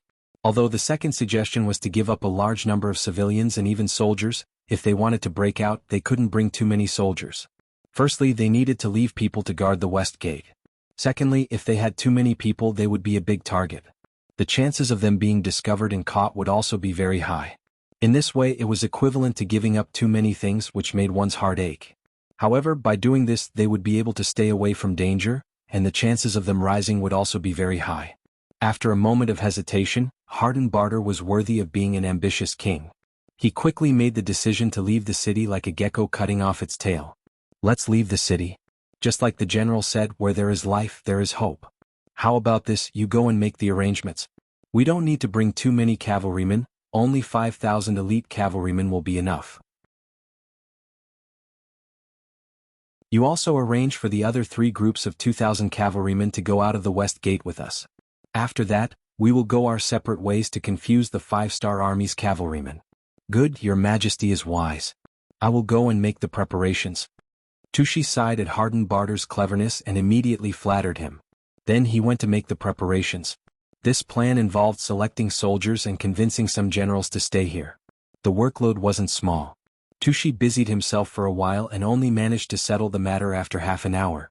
When there were still some details to be completed, a piece of news came which made Tushi unable to sit still. He left the unfinished work and brought the selected 11,000 cavalrymen to Hardened Barter. Your Majesty, there's news from the periphery. A group of cavalrymen from the 5-star army has arrived at the western gate of the city. They're charging towards us right now. We need to leave immediately.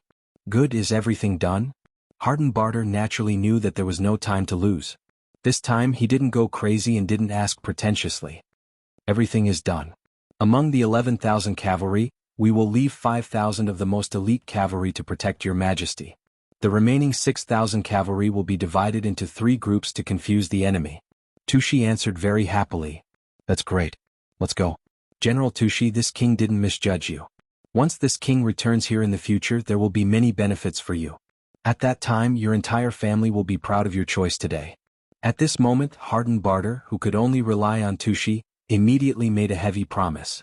In response, a look of excitement flashed across Tushi's face. He knelt down and said, "The Tushi clan is willing to go through fire and water for your majesty's safety. We are willing to risk our lives for the re-emergence of Cultivation." Ah, good, we will leave immediately. Hardened Barter laughed heartily. Although there were too many unexpected things this time, no matter what, as long as he could escape, there would be new hope. In this way, the rise of East Mountain wasn't impossible. At that time, he would retaliate against anyone who betrayed him by 10 times or even 100 times. He would let everyone know the consequences of offending him, Hardened Barter. The 11,000 cavalry quickly left the west gate under Tushi's arrangement. When this news reached the ears of the Turpan generals who were arranged to stay behind, many of them couldn't help but curse. After all, even the king and the general had left. They had become rootless trees. Facing the 5-star army coming from all directions, they would only die if they continued to resist. There were also some generals who had a contemplative look after hearing this news. As the saying goes, every man for himself and the devil takes the hindmost. Even the king and the general had left. They also needed to plan and consider their future. Was it really a wise choice to lead their troops to resist the 5-star army? Tushi couldn't care less about the considerations of these generals. He led 5,000 cavalrymen to protect Hardened Barter, the royal family, and the core members of his family, and quickly left the city.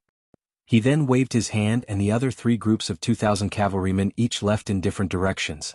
At this point, no one knew which direction was safer. The so-called choice was just to resign themselves to fate.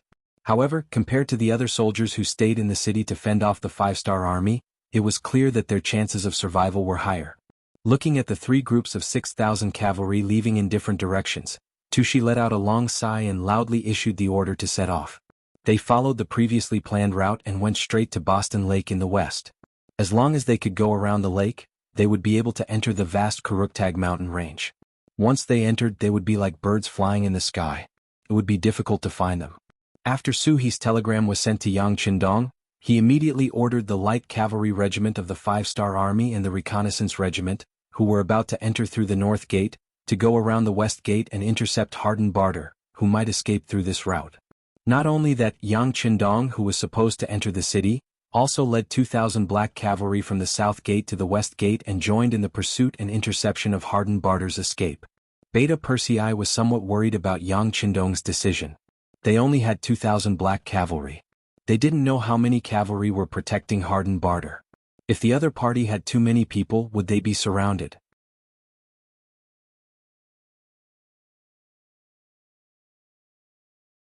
Chapter 1305. Beta Persei couldn't help but say to Yang Qindong, "Young master, we only have 2,000 cavalry. You can't get involved so easily." "What? Don't you have confidence in the combat effectiveness of the Black Cavalry? Yang Chendong looked sideways at Beta Persei. When he said this, he did not avoid it at all. Instead, his tone was a little heavier so that the Black Cavalry around him could hear it very clearly. At that moment, after the voice was heard, the Black Cavalry stared at Beta Persei with an unfriendly look. As Yang Chendong's personal guards, the Black Cavalry was an extremely arrogant existence. How could such an army tolerate being looked down upon and looked down upon by others? Even if the person who said this was Beta Persei, it still made them very angry. Being stared at like this made Yang Er feel like he was being cut by 1,000 blades. He bitterly smiled and said, "Young master, I don't dare to have such thoughts. I just think that for safety reasons we can transfer some cavalry to complete this mission with us. For example, the 5th Regiment of the 1st Cavalry Division that hasn't entered the city yet. After all, one more person means one more force." With such an explanation, the murderous gazes became less fierce. Beta Persei could not help but wipe the cold sweat off his forehead. Just now, the momentum and pressure were so great that he almost couldn't bear it. Yang Chendong naturally understood Beta Persei and knew that this was also for his own safety. He thought that only transferring the 5th Regiment would not affect the overall situation and would not have any impact on cleaning up the city, so he nodded and agreed. "Well, go and arrange for Wang Shan to report. Black Cavalry, let's go. Let's go." The Black Cavalry shouted excitedly. After all, there was going to be a war soon, and those were all military merits. How could they not be excited? Just like that, when Harden Barter sent out 3 feints to help him escape, Yang Chendong also arranged for 3 cavalry regiments to pursue. As for whether they could catch up or not, that would depend on luck. In the end, it was clear that Harden Barter's luck was not good. After receiving the order, the scouting group, the light cavalry group, and the 5th World Cavalry Regiment found the 3 feint armies outside the west side of the city, a total of 6,000 cavalry. They easily killed over 1,000 people and learned that Harden Barter had escaped with 5,000 cavalry. They reported this to Yang Chendong. The Black Cavalry's equipment was too heavy. In terms of speed, they were far slower than the other 3 cavalry units. That was why Yang Chendong had received this information before he even reached the battlefield. Afterward, he asked someone to bring him a map. After observing it for a while, his eyes fell on Boston Lake. In his opinion, if he was Harden Barter, he would definitely choose to go around the lake. This was the best route. "Come on, change direction. Don't go to the west gate, go to the lake. At the same time, send out cavalry scouts to expand the search area." At this moment, Harden Barter naturally didn't know that the 3 cavalry units he sent out had been taken down. He didn't have a transcendental communication device like a radio station in his hands. Right now he was still walking around in the dark. It wasn't exactly casual. They still had a goal, and that was to go around Boston Lake. It was just that this lake was not small. They had already walked for more than 3 hours, but they were only halfway there. This was also because there were too many people holding them back. For example, the concubines of the royal family. They were women and weren't good at riding horses. At this moment they were sitting in several carriages. Because of their presence, the speed of the team naturally slowed down. In this regard, Tushi was naturally anxious in his heart, but he didn't dare to say anything disrespectful. Not only were there concubines in the carriages, but there were also 3 little princes and 2 little princesses. They were existences that he couldn't afford to offend. The team walked like this, neither fast nor slow. But it seemed that good people were blessed by the heavens. They didn't encounter any enemies along the way. Seeing that the sky was already dark, they had already completed 4/5 of their goal of going around Boston Lake. It seemed that victory was in front of them. "General Tushi, it's getting late. Should we find a place to rest? After all, we have been on the road for more than half a day. Everyone is a little tired." Harden Barter, who insisted on riding on the horse and didn't sit in the carriage, asked with a face full of sweat. After all, he was a king. Staying in the palace every day and neglecting his training, he suddenly rushed for a few hours. Now he could only feel a tearing pain in the muscles of his legs. If it was not for the face of the king, he would have crawled into the carriage to enjoy the massage and care of the concubines. Naturally, Tushi had already seen Harden Barter's performance on the horse. He had thought more than once about whether he should remind the king to get into the carriage to rest. However, considering that this might embarrass the king, it would not look good on his face, so he endured it. Now that he heard the king's words, he knew that the other party really couldn't endure it anymore. Considering that they didn't see the cavalry of the 5-star army chasing after them, there shouldn't be any problems. Tushi nodded and agreed. "Okay, then we will stop and rest. Your Majesty, You also know that we haven't completely escaped to a safe place yet. Hardened Barter just wanted to rest. As for when they would set off, he didn't care. This was because he had already made up his mind. This time he wouldn't come out of the carriage. He nodded and said, "Okay, I will listen to the general." Just like this, before they completely escaped from the dangerous area, the group stopped. This action also destroyed Hardened Barter's last hope and possibility of escaping. At this moment, Yang Qindong's 2,000 black cavalry were walking in a valley 30 li away. The cavalry outpost he sent was less than 10 li away from Hardened Barter. Even if that was the case, it would be extremely difficult to discover the other party in the pitch-black night. However, as the ruler of a country, Hardened Barter was not used to eating dry food and insisted on making a fire to eat hot food. As a result, the bonfire was dazzling and bright in the dark night. It was because of the fire that the outpost of the black cavalry discovered them. They quickly sent someone to report to the main force behind. "There's a bonfire in a carriage?"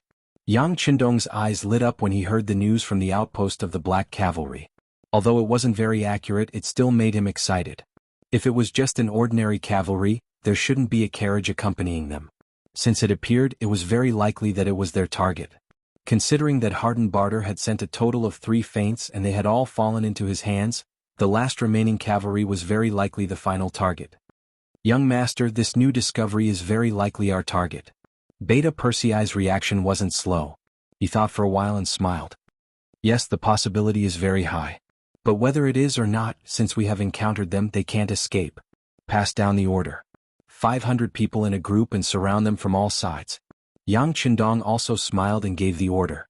At that moment, first Captain Xiuvi was in a group, second Captain Dao Xiao was in a group, Beta Persei was in a group, and Yang Qindong was in a group with Deputy Captain Ba Dao Jiang in a group.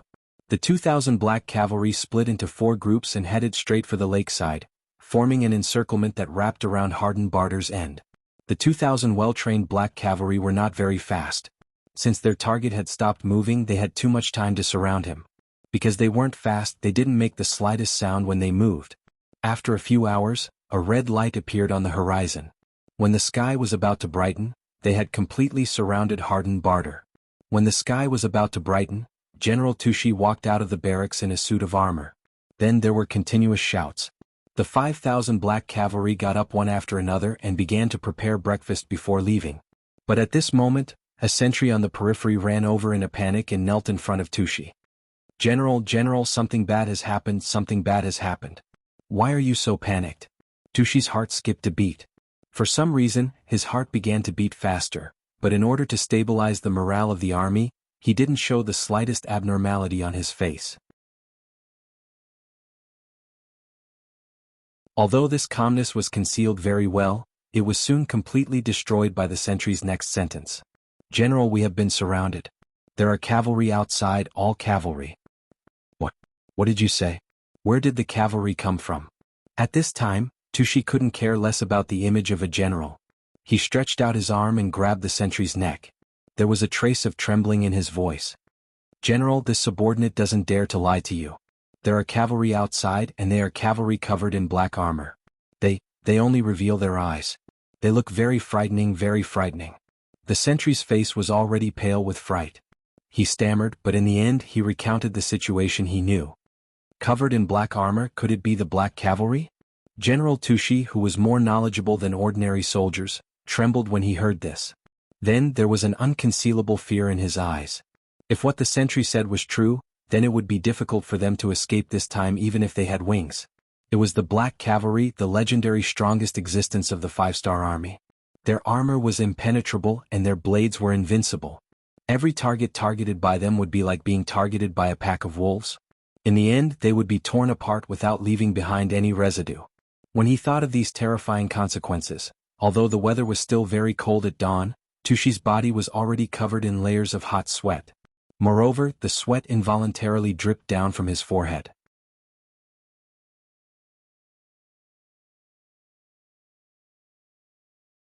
Chapter 1306. What happened in the camp also alarmed Hardened Barter, who was still resting in the carriage. He sent a guard to ask what happened. Tushi came to the carriage with a pale face and reported through the curtain. "Your Majesty, something bad has happened. We have been discovered and surrounded."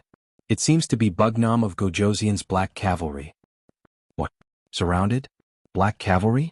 Harden Barter's voice was trembling when he said these words. Obviously he was also frightened by this news. At this time he began to regret. If he knew this would happen, he would have thought of a way to escape last night no matter how tired he was. But now it was too late to say anything. Thinking that once they were caught by the 5-star army, they would suffer a fate worse than death. Harden Barter grabbed the Tushi general's arm as if he was grasping at a life-saving straw. Can we break out of the encirclement? Tushi wanted to say that it was impossible.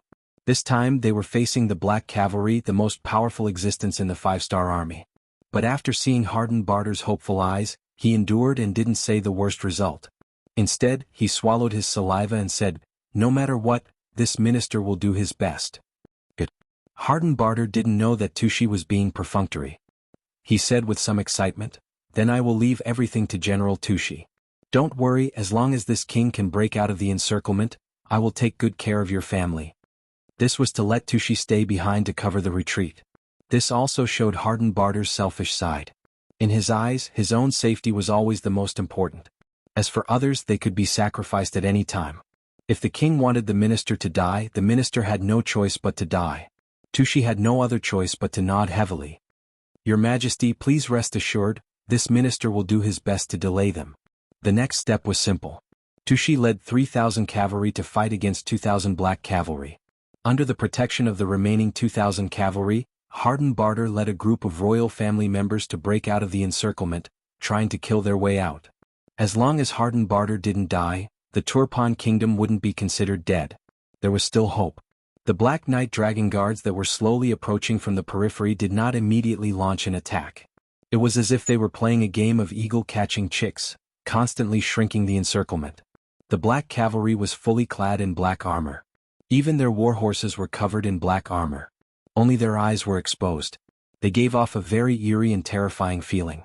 The sky was already bright, and when their line of sight wasn't obstructed, the appearance of the invincible Black Army was a great deterrent to the Turkopan cavalry. Before the battle even began, many of the Turkmen cavalry were already worried. Would they be a match for the Black Cavalry? The Tushi general also felt a chill in his heart and did not have the slightest bit of confidence. However, this was his duty.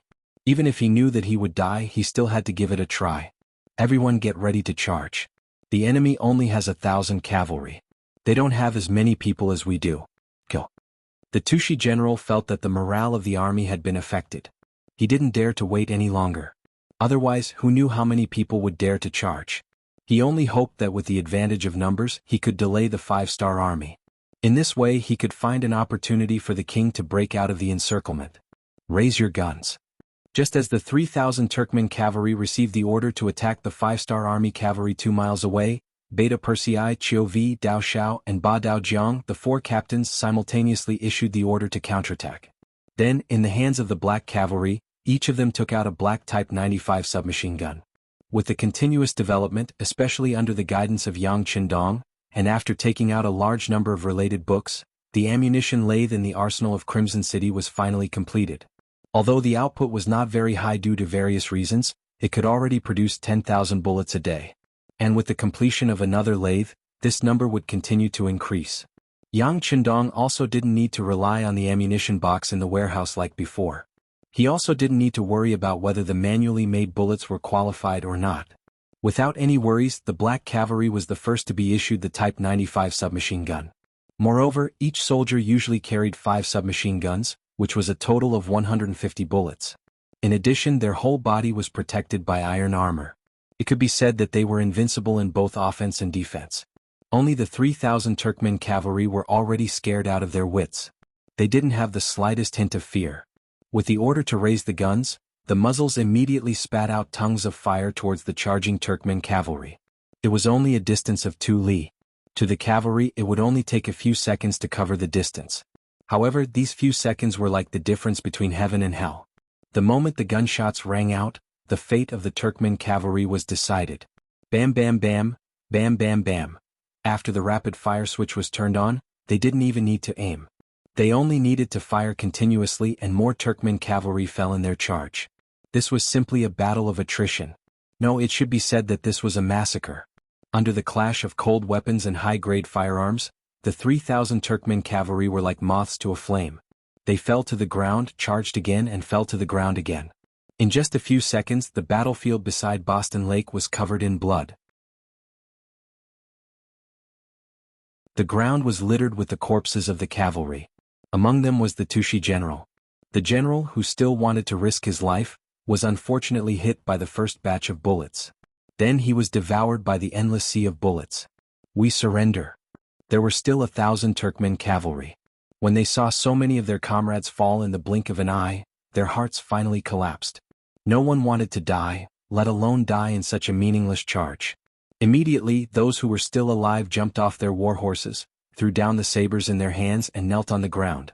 It was a scene of black crows and crows. Yang Qindong, who had been watching this scene like a bystander, shook his head lightly. Everything was within his expectations. He waved his hand lightly and said to the second company leader, Dao Xiao, I'll leave this place to you guys. The rest of you continue the pursuit. Although they said they were going to continue the pursuit, they only ran for 5 stars and surrounded the Turfan group that was still moving slowly with more than a dozen carriages. When the gunshots rang out, the sound of firecrackers rang out continuously. Harden Barter, who was sitting in the carriage, knew that it was over. He wasn't naive enough to think that someone would set off firecrackers here to welcome him. If that wasn't the case, then there was only one possibility. The sound just now wasn't firecrackers but the sound of gunfire. He had long heard that the 5-star army possessed the most powerful firearms. He had also seen the power of the cannons. However, he did not expect that even the firearms were so powerful. Now that he was surrounded again, Harden Barter, who had nowhere to go, finally walked out of the largest carriage. What he saw was a group of 5-star army cavalry in black clothes and black armor. On his side, most of the 2,000 cavalrymen who were protecting them had already dismounted. They threw down their weapons and obediently squatted on the ground. Only less than 200 cavalrymen and 5 palace guards were still standing with swords in their hands. They were dutiful and loyal, but looking at their trembling bodies and arms, it could be seen that they were quite afraid at this moment. 3,000 cavalrymen, they couldn't even hold on for a minute. If they didn't die, they would surrender. How long could they hold on for? The scene in front of him made Harden Barter, who wanted to be tough, lose his confidence. When he saw Yang Qindong in the black cavalry, who was the only one wearing a golden battle robe, Harden Barter suddenly knelt on the ground. Great Bugnam of Gojoseon, I surrender. In the end, Harden Barter chose to surrender. Surrounded on all sides, he had no other choice. The battlefield suddenly became very quiet. Except for the sound of the wind from Boston Lake, no other sounds could be heard.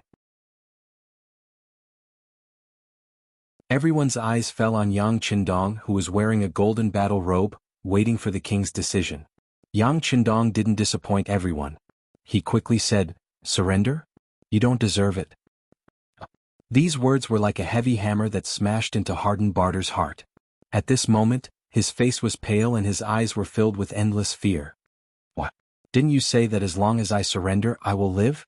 What? Why? Yang Qindong coldly snorted and said with a cold expression, Everyone only has one chance. Your father chose to surrender, but because you gave up this chance, hundreds of my generals died because of your fake surrender. Just based on this, you will definitely die. Where is Ba Daojiang? Subordinate is here. Ba Daojiang, who had been waiting for a long time, shouted and rode out. It was Ba Daojiang who had negotiated with King Shiza. Because of this, hundreds of Mongol soldiers were killed by arrows. Although Yang Qindong didn't mean to blame him for this matter, it had always been a knot in his heart. Now that he finally had a chance to take revenge, how could he let it go? He immediately stared at Harden Barter, who was trembling like a sieve. He thought that as the king of a country, as long as he was willing to surrender, no one would refuse. However, Yang Qindong didn't feel at ease at all. At this moment, Harden Barter, who was shrouded in death, felt his body turn cold. His face was pale as he stammered, No.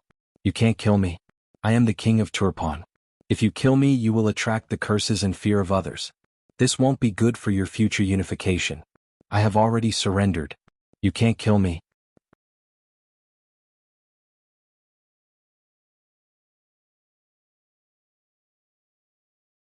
Chapter 1307. No benefits? This is not something you should worry about. After a cold snort, Yang Qindong said without changing his expression. Since he wanted to lead all the Han people to the peak of the world, he was destined to walk on a pile of bones. If he was afraid of rumors, then he might as well not do anything.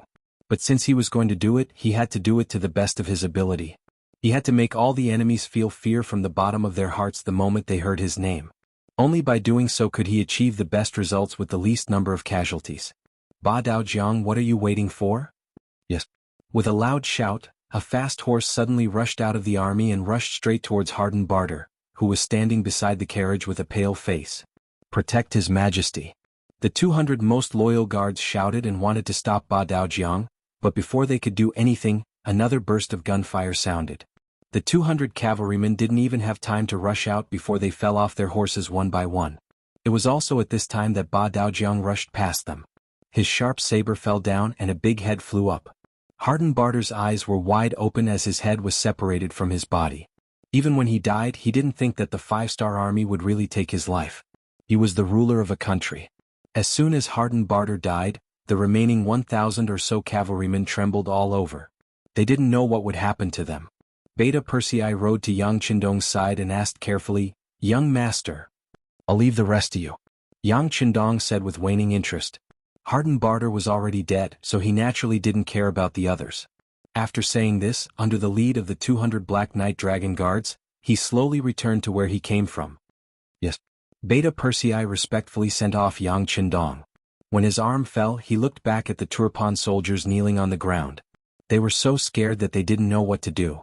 He slowly said, "If you want to live, kill all the people in the carriage. Otherwise die. As for the other Black Knights and Dragon Guards, after they are done with the development, they will set up an observatory. We must let others know the consequences of going against our 5-star army." This meant that they couldn't let Hardened Barter's family go. Although they were mostly women and children, they were also a scourge.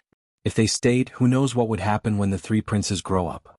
If they didn't remove the roots, they would grow again when the spring breeze. Although this was a bit cruel, for the sake of the overall situation they had to do it. Of course, the Black Knight Dragon Guards were not interested in doing such dirty work. They did not want to attack unarmed people. Fortunately, with these surrendered soldiers they could do such a thing. They could also use them as proof of their allegiance to seize the right to live. Hardened Barter was dead, so his family naturally didn't pose any threat. In order to survive, the more than 1,000 cavalrymen pounced on the carriages like a pack of wolves. Then another massacre took place. Yang Qindong, who had already gone far away, had a cold expression on his face. He didn't know if what he was doing was right or wrong. Sometimes he would be soft-hearted. But when he thought about how if it wasn't for his appearance, the Han people would first be enslaved by the Jianghu slaves hundreds of years later and become low-class people like slaves, then they would have to face the invasion of the Western powers, especially the invasion of the Japanese, who knew how many innocent people were killed. In contrast, in order to prevent the Han people from being enslaved and bullied, he was willing to be a villain and a demon king. "Forget it, if I don't go to hell, who will? If there is karma, then come at me," Yang Qindong muttered in his heart as he rode away. Next to Boston Lake, statues were soon erected. Not only were there heads of women and children, but even the head of King Hardened Barter was among them. When the news spread out, it immediately caused an uproar. Countless people were furious and scolded the 5-star army for being too cruel. At the same time, they were also worried about their future. If they didn't surrender, would they have the same ending? After setting up the statues, Beta Persei said to the surviving Turpan cavalrymen, "This is what you did, it has nothing to do with our 5-star army, do you understand?" Yes, we killed these people." The captives who survived with great difficulty immediately knelt on the ground and swore. They had already taken that step and had no other choice. "Very good." Beta Persei nodded in satisfaction. Although it was more or less a lie, these people really weren't killed by them. This was the truth. Hardened Barter was dead. With the help of Dai Qin and Thorjen, the city was quickly breached by the 5-star army and public security began to stabilize. The granaries were opened and the people could go home. For a time, the people on the streets were grateful to the 5-star army and Bugnam of Gojoseon. To the commoners, whoever allowed them to survive was their benefactor. As for the people who were loyal to the king in the face of life and death, how many of them could be Wenqianxiang? The news that Hardened Barter died next to Boston Lake was quickly spread. This was naturally Yang Qindong's idea. He didn't need to hide anything, and since he did it, he wasn't afraid of others talking about it. At the same time, he also wanted to see how Dai Qin and Zhenzhou would perform. When the news came, the two generals immediately closed their houses and didn't come out. It didn't take long for the 2 resignations to be sent to the military camp of the 5-star army and placed in front of Yang Qindong. Young master, you don't know what's good for you. Beta Persei's eyes flashed with anger when he saw that Dai Qin and Zhenzhou chose to resign from their current positions and would rather be a normal person than work for the 5-star army and Yang Xia. In Beta Persei's eyes, it was their fortune that the young master was willing to use them. Now that he publicly refused, he didn't want face. It had to be said that at this moment, in Beta Persei's eyes, Yang Qindong's wishes were the most important. This was because he went from not being able to eat or sleep well to where he was today. And all of this was brought to him by Yang Qindong. He was his benefactor in this life. In comparison, Yang Qindong wasn't angry. Instead, he looked at the 2 resignations with satisfaction and said, "Not bad, these 2 are loyal and can be used. How about this? Order all the 5-star army soldiers in the city to retreat to the outer city." Outside Dai Qin's house, Yang Qindong had already changed into a green robe. Beside him was the black cavalry. They didn't wear armor but only ordinary people's clothes. They just stood there like this, waiting for the master of the house to appear. Not long later the house door opened. Dai Qin, with bloodshot eyes, brought a group of servants out and knelt in front of Yang Qindong. It could be seen that Dai Qin's expression wasn't good. He knew that the king was dead and even his family wasn't released. In his eyes, the 5-star army's actions were too cruel. He really couldn't imagine that this was done by the Han people who were taught by Confucianism. What was the difference between this and the Mongolian great Khan Kublai? With such a knot in his heart, Dai Qin obviously couldn't risk his life. He was already prepared to hand over all his power and become an ordinary person. But he didn't expect that Bugnam of Gojoseon didn't have the intention to let him go. He actually brought people to his house. Was he going to hide his bow after the birds had flown away? With such doubts and with the determination to die, Dai Qin led a group of people in the mansion to kneel in front of Yang Qindong, putting on a look of absolute determination. Take the people away.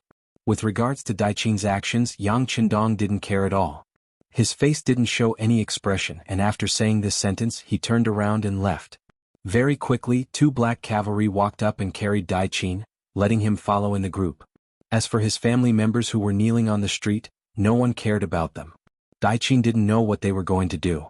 He used his expression to suppress the cries and screams of his family members, and just like that he followed behind Yang Qindong into Foreshire City. Not long later he saw Gegener also being brought over. He was also alone and was sent into the group. The 2 of them walked together and quickly exchanged glances. After seeing the confusion in each other's eyes, they simply let go of the doubts in their hearts and followed behind Yang Qindong. They wanted to see what kind of tricks Bugnam of Gojoseon was going to play. The outer city was already occupied by the 5-star army, but the soldiers in the inner city had already retreated. The security of the inner city also fell into chaos because of this. Although they didn't know why the 5-star army retreated, but to many people, there was no order and law in the inner city, and this gave some people an opportunity. This was especially true for those who were lazy and gluttonous. They saw an opportunity and hope.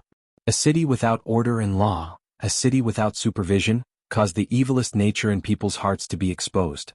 When Yang Qindong and his group entered the inner city, they could see smashing and looting happening everywhere. On the streets, it was common to see people fighting to death and being crippled. A person from a rich family or a merchant became the main target of looting. Some young girls also became the existence of delicious cakes, attracting countless people's attention and looting. After just walking through one street, they saw over a dozen commoners lying on the ground in pools of blood. They saw 2 shops being smashed and burned. They saw 3 women being openly carried on the shoulders of evil men as they left while laughing loudly. If it wasn't for the fact that Yang Qindong and his group had too many people, and that they were all valiant, their embroidered clothes would have become the target of looting.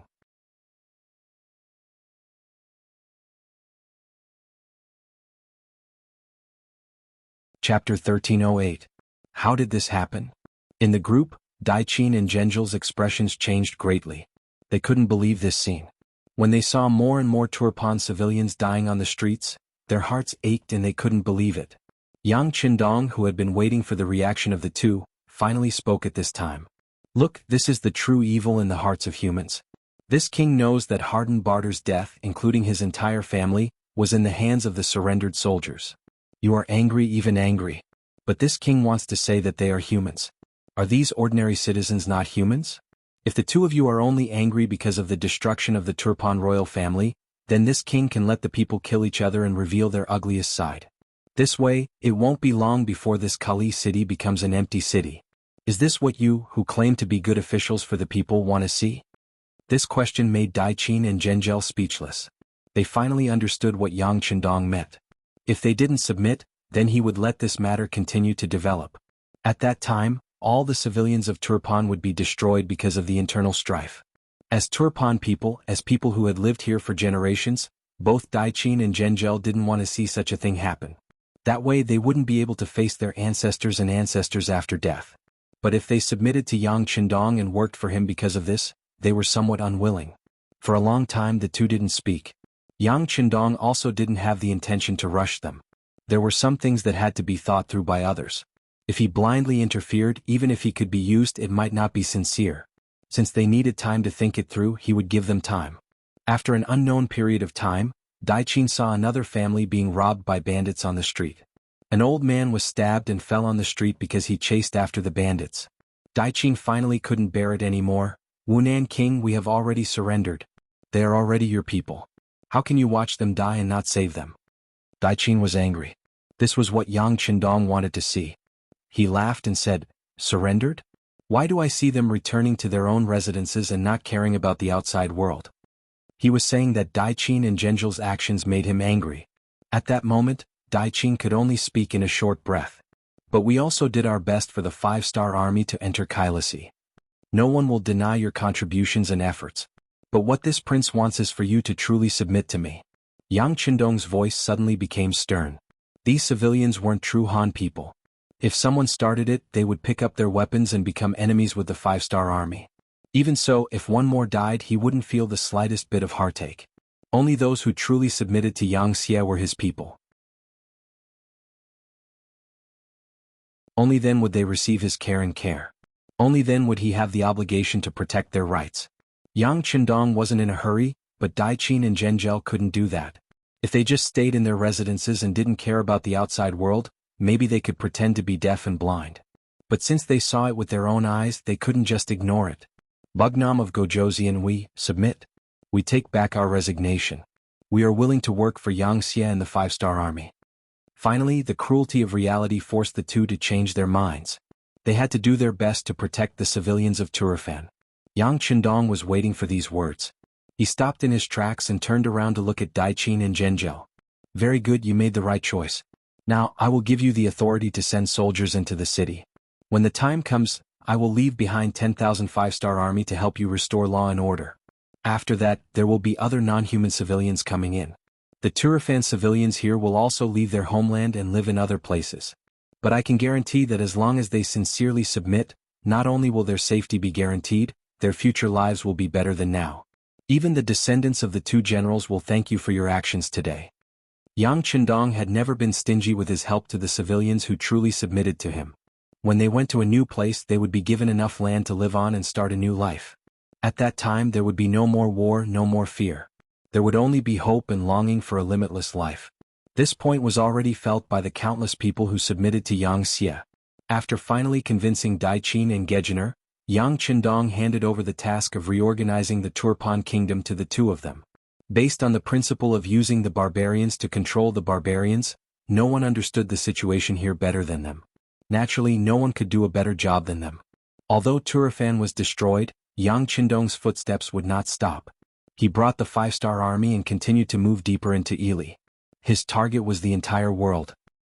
Just like Yang Xie had the Security Bureau and the Central Intelligence Bureau, Ming also had the Imperial Secret Service and the East Faction Guards.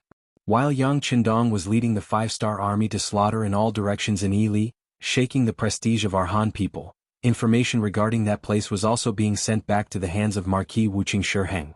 Every time he saw the news of the 5-star army winning another battle, Shiheng's face would turn ugly. If not for the fact that he understood Yang Qindong, he would have doubted the authenticity of the news. The great Ming dynasty emphasized culture and suppressed martial arts. The status of martial artists was never high. Actually, it was not only the great Ming dynasty that was like this. Ever since An Lushan started a rebellion, the Song dynasty was like this, and now the Ming dynasty was like this as well. Even though the Zhao clan and the Zhu clan started a rebellion through martial arts, this did not stop them from getting rid of the donkey after it had outlived its usefulness. That's right, they got rid of the donkey after it had outlived its usefulness. In order to prevent the same thing from happening to them, the great Ming dynasty had many similarities with the Song dynasty. For example, in order to prevent the martial artists from gaining power, the emperor would work together with the civil officials to suppress them. This resulted in the saying that the emperor and the scholar officials ruled the world together. As a result, the strength of the country would slowly decline, and in the end, it would be replaced by other dynasties. All of this was just to say one thing. Under such a policy, it was difficult for the martial artists to achieve anything. Shi Heng lived in this era and had seen too many cases of civil officials suppressing the martial artists. Even though he was Wuxia, it was still difficult for him to enter the eyes of many people. In their eyes he was just a martial artist. There were many things that happened from time to time. For example, the provision of provisions was always a little late. It seemed that if they did not do so, it would be difficult to show the importance of the civil officials. At the Wanquan division, the ration officer once again came to Shi Heng to complain about the lack of rations. When he sent people to rush them, they were deliberately making things difficult for them. There were even rumors that they had eaten so much, yet they still hadn't won a single battle, and that they were truly a bunch of trash. Enough. Shi Heng sat in the main hall of the residence with an unhappy expression. Marquis will personally report this matter. The provisions will be sent soon. His eyes weren't very big, but they were somewhat sinister as he fiercely glared at the fodder manager. Then he waved his hand indicating for him to leave. The warning in that glance was very obvious. It was probably to tell the provision officer that some words could not be said casually. If he dared to disturb the morale of his troops, he would be punished by military law. After receiving the warning, the fodder officer immediately retreated while trembling. Just as he left, an order was sent out to invite General Fang Dingshan to the residence for a discussion. Not long after, General Fang Dingshan, who was dressed in armor and somewhat travel-worn, arrived at the Wuxia residence. In the study he saw Shi Heng waiting for him. "Marquis, you called for me?" When Fang Dingshan saw Shi Heng, he greeted him. Then he found a place to sit and drank the cup of warm tea in front of him. One was a close official of the emperor, while the other was a marquis personally conferred by the emperor. The two of them worked together in the frontier fortress. As time passed, their relationship became much closer. Just from Fang Dingshan's behavior after entering the study, it could be seen. Shi Heng looked at Fang Dingshan with a face full of smiles. He also looked at his casual actions. This person had some ability, especially in the area of training soldiers. Under his leadership, the Liaodong Iron Cavalry's battle strength was constantly increasing. The number of soldiers also increased. It had increased from the previous 70,000 to the current 100,000. Naturally, this was tacitly approved by the emperor. At the same time, it was also fully supported by Shi Heng. After seeing the five-star army's cavalry continue to dominate the world, the importance of cavalry became more and more obvious. Not only did the Liaodong Iron Cavalry increase in numbers, their battle strength was also not bad. Shi Heng went to check on them before. Whether it was their military strength, military discipline, or battle strength, they all shocked him. He had seen with his own eyes a group of 200 Liaodong Iron Cavalry charge into a group of 3,000 infantrymen. When the wooden swords clashed, the wind swept away the clouds and defeated the enemy.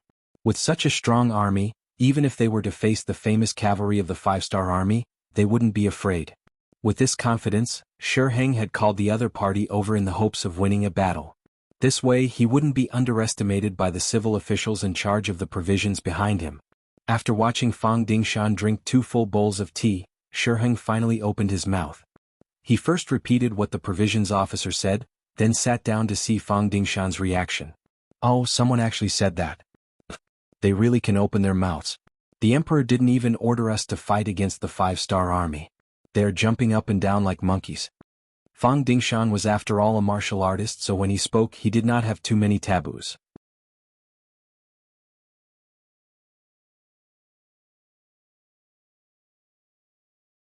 Chapter 1309. That's right. Shi Heng said empathetically, "Those people in Jianghu are already afraid of the powerful Yang Qindong. Especially after the previous defeat, some people are as timid as mice. They keep telling His Majesty not to provoke Bugnam of Gojoseon. They even say that until now Bugnam of Gojoseon hasn't done anything harmful to the great Ming. It's really funny when you think about it. They don't make a move because they have too many targets to conquer. They don't have the time to do anything. That's right. Those scholars who only know how to use literature and martial arts are simply harming the country, Fang Dingshan said in agreement. He also didn't agree with these people's words. What Bugnam of Gojoseon still had the great Ming in his heart and didn't dare to make a move against the great Ming. In his eyes it was nonsense. Yang Chendong didn't make a move now because he didn't think the time was right. Once he did make a move, it would be like the autumn wind sweeping away the fallen leaves. No one would be able to stop him, right? Scholars are harming the country. Shiheng also let out a long sigh. After seeing Fang Dingshan's anger, he suddenly changed the topic and said, "It's because of this that we can't let this kind of thing happen. We can't just stand by and watch the 5-star army grow.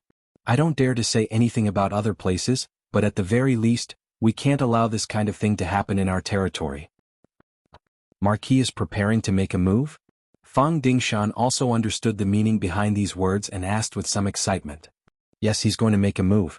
We can't just stand by and watch the 5-star army's provisions walk past Tulu City every day and do nothing, Shiheng said with a righteous expression. Fang Dingshan first nodded in agreement, but then quickly shook his head. But His Majesty didn't give an order. This order was referring to the order to openly attack the 5-star army. Speaking of which, ever since they failed to attack the beginning city, Ming had become much more well-behaved. At the very least, they no longer openly became enemies with the 5-star army. In the words of those civil officials, since Bugnam of Gojoseon was so belligerent, then let him fight others. As long as he did not find trouble with Ming, they would let him do as he pleased. Swords had no eyes on the battlefield. Once they lost a battle and Yang Chendong died on the battlefield, the so-called 5-star army would also collapse. At that time, Ming would send out troops to suppress them, and they would be able to win the battle. In the end, this was the mentality of an ostrich. Since he couldn't beat them, he placed his hopes on others.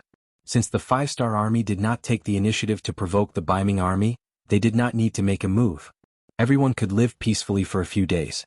Naturally, Su Yozhen's contribution was not lacking in this. Yang Chendong needed to conquer the grasslands and the inner regions to increase the 5-star army's influence and territory. If Ming made a ruckus at this time, it would be very inconvenient. This was why Su Yozhen ordered the Ming army to not make a move.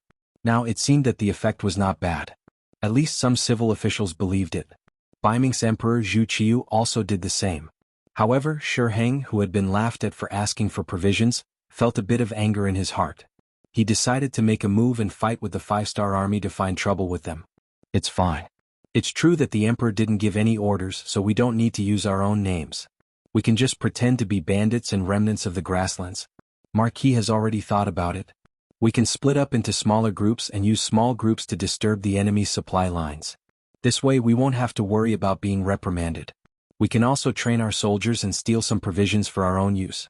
It's killing 3 birds with 1 stone. The more Shiheng spoke, the more excited he became. It was as if countless benefits were already waiting for him. At this moment, Fang Dingshan's eyes became brighter and brighter. Disguising themselves as bandits and forces opposing the 5-star army to disturb them was indeed a good move. This way they wouldn't have to worry about the emperor's reprimand. If they fought more battles, they would be able to accumulate small victories. It was truly wonderful. He was so excited that he immediately stood up and said, "That's great. I'll go arrange it right away." Good. General Fang, you've worked hard. However, you must remember not to send too many people at once. After all, there aren't many forces opposing the 5-star army in this area. Shiheng carefully warned.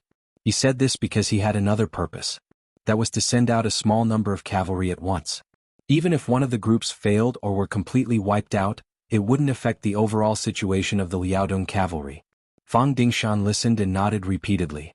Then, the two discussed for a long time and discussed some specific issues. In the end, when both sides felt that there were no problems, they looked at each other and laughed. Under the protection of more than 100 5-star army soldiers, a group of more than 10 horse carriages escorted the provisions from the first city to the Shajing city. Along with this group, there were also 200 people of different races. There were men and women, old and young. They either brought their families or supported the carriages as they walked.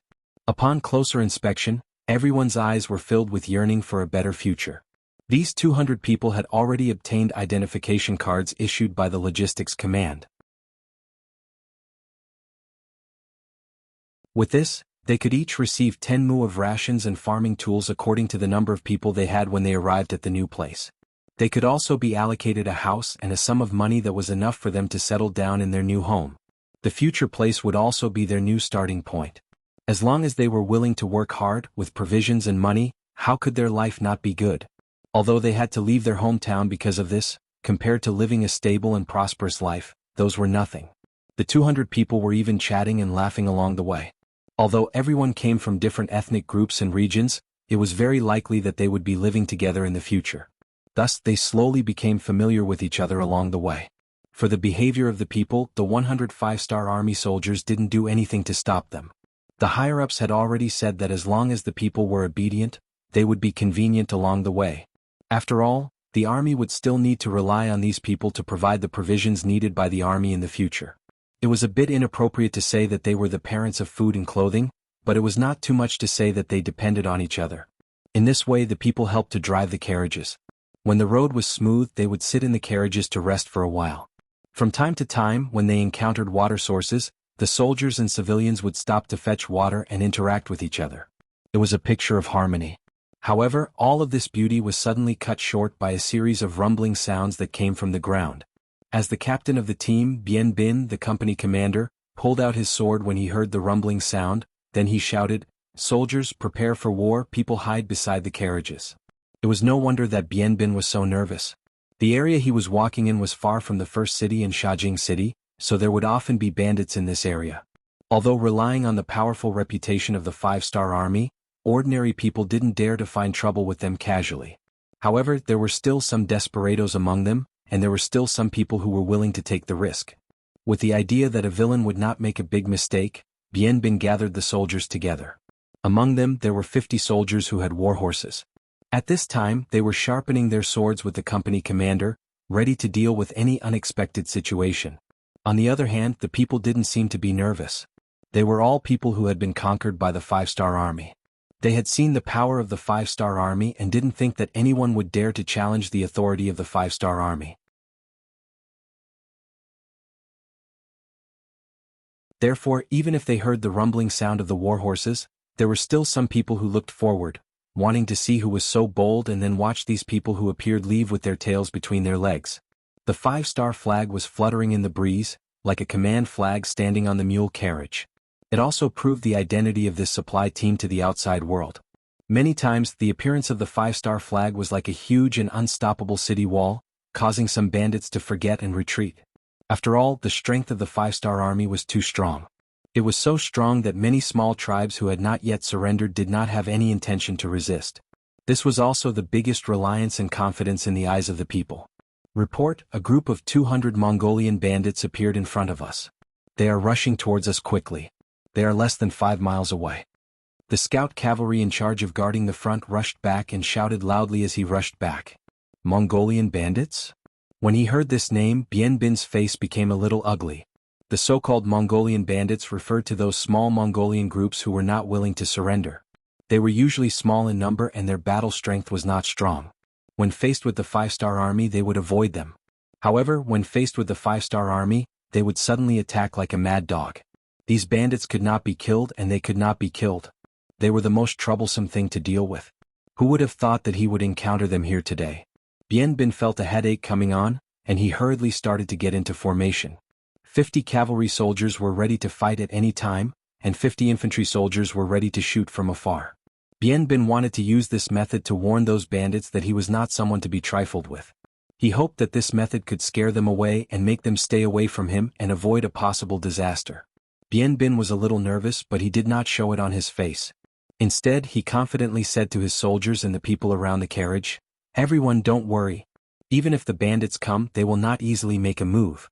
For these carriages of provisions, the price they have to pay is not proportional to the price they will get." Everyone thought that the bandits who came were after the provisions. However, they did not know that this time, it was not the bandits who came, but the valiant Liaodong Iron Cavalry. Ming had spent a lot of money to build this cavalry.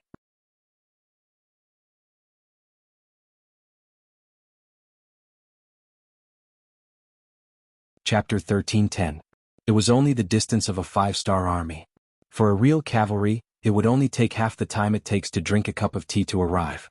When both sides could clearly see each other's formation, Bien Bin, as the company commander, took the initiative to move forward and shouted, "We are the new 5-Star Army's new army, 1012th Division, 101st Division, 7th Regiment, 2nd Battalion, 5th Company.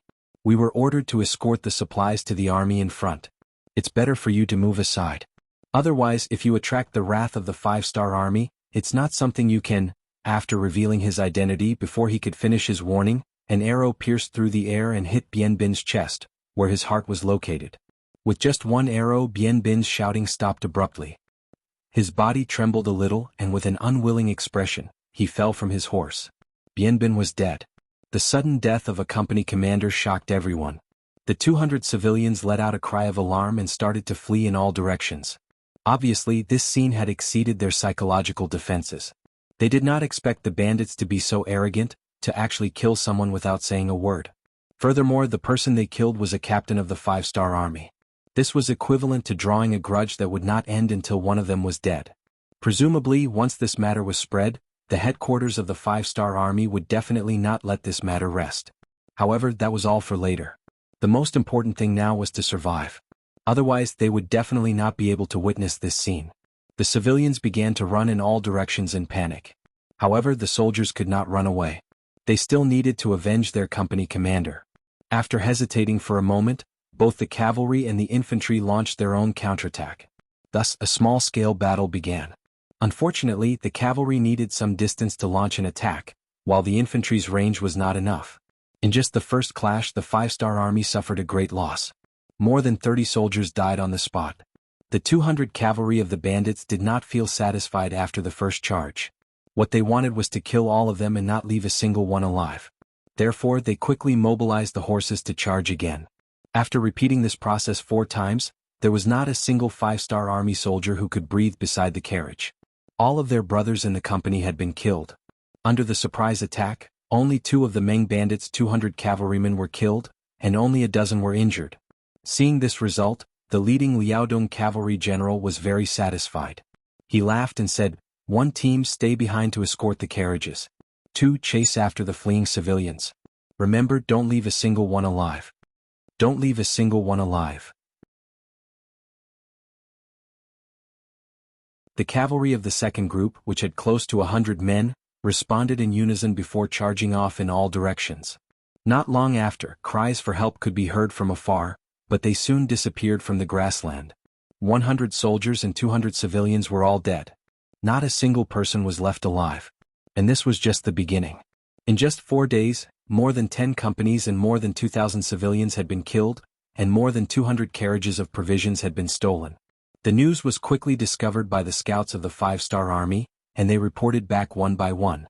In the headquarters of the new army, Tiger's man's eyes were burning with anger. Looking at the bad news that came one after another, his face was as gloomy as water. In front of him, the 3 company commanders were also unhappy. They clenched their fists and looked like they wanted to eat someone. Forcefully suppressing the anger in his heart, Tiger's man looked at the 3 commanders and asked, "Tell me what you think." The commander of the 101st Army, Lu Zhua, who had the most experience, was the first to speak. "This is clearly a military operation against our 5-Star Army. Someone is playing with fire. We can't just sit here and wait for death. We must find the culprit and kill one as a warning to the others. Let's establish Jingguan Temple to scare everyone." His voice was filled with murderous intent. Lu Zhua was really angry. More than half of the soldiers that were killed were from the 101st Army. As a commander, how could he not be angry when he saw his soldiers die without knowing who the culprit was? That's right. We must investigate. After we find the culprit, we must exterminate his entire family as a warning to the others. The commander of the 102nd Army, He Chong, also spoke. His aura was not any weaker than Lu Zhua's. On the other hand, the commander of the 103rd Army, Qin Feng, didn't speak immediately. Instead, he lowered his head and thought about something. His silence made Tiger's man look at him. "Commander Qin, what do you think?" Qin Feng only woke up when his name was called. He raised his head and said his opinion. "Commander Tiger, from what I see, this isn't the work of normal bandits. I've asked the scouts who went to investigate the scene. They said that most of our soldiers were killed in one hit. I really can't think of anyone who could do this.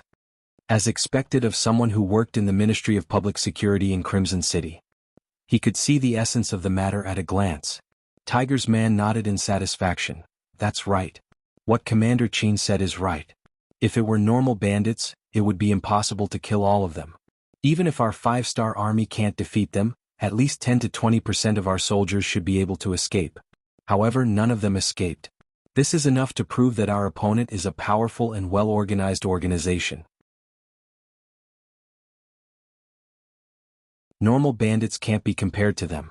The moment Tiger's man finished speaking, the commander of the 101st Army, Lu Zhuo, blurted out, "Does this mean that the Wala army has returned?" The news of Yes Hen leading 70,000 Wala army and escaping from the inner district had already been spread back. Yang Qindong had even sent a telegram to remind everyone to be careful of the enemy's sudden attack. After all, he couldn't be sure if Yes Hen was really afraid of him or not. Lu Zhuo's analysis was reasonable. It can't be them. Commander Qin Feng directly denied it. What? Lu Zhuo asked in confusion. It's very simple. This isn't the style of the Wala cavalry. If they appeared here, 70,000 of them would have already caused a commotion. Only then would they be able to attract more Wala cavalry to join them. Why would they do something so cowardly? Just for a small amount of food, the sacrifice is not proportional to the gain. Qin Feng said in a very confident tone. Less than 200 carriages of food was really not much use to a 70,000 Wala cavalry. He even had a feeling that the real target of the attacker wasn't the food. It was just something they did along the way. Qin Feng's words made Lu Zhuo fall into deep thought. He didn't say anything else. On the other hand, the commander of the 102nd Army, He Chong, suddenly thought of something and said, "If it's not the Wara cavalry, could it be the Baiming army?" It wasn't strange for He Chong to say this. In his opinion, the only powerful army in the area was the Baiming army. But did they have the guts to do so? Qin Feng didn't say anything. Although he thought so, he didn't have any evidence. But when it came to military matters like this, if it wasn't handled well, it could lead to big problems. Think about it. If it wasn't the Baiming army who did it and they really did fight the Baiming army, what would the result be? The person who actually did it would probably wake up laughing in his sleep. Investigate. In the end, it was Tiger's man who made the decision. Send more cavalry scouts. If one team isn't enough, then send 2. If 2 teams aren't enough, then send 5 or 10 teams. In short, we have to find them and surround them. We need solid evidence. After the meeting ended, all the cavalry scouts in the new army were sent out. Not only that, Yang Si from the logistics headquarters had also called over the cavalry scout division that was currently in training. This was a cavalry scout division that he was currently training, and the first commander of the scout division was the chief scout instructor Su Yunsheng, whom he had spent a great deal of effort to invite from Crimson City. Su Yunsheng was the first recon company commander and recon battalion commander of the 5-star army. He was also a person who was registered with Yang Qindong. Later on, because of his outstanding strength, he was sent to Resin City to teach the Cold Front soldiers.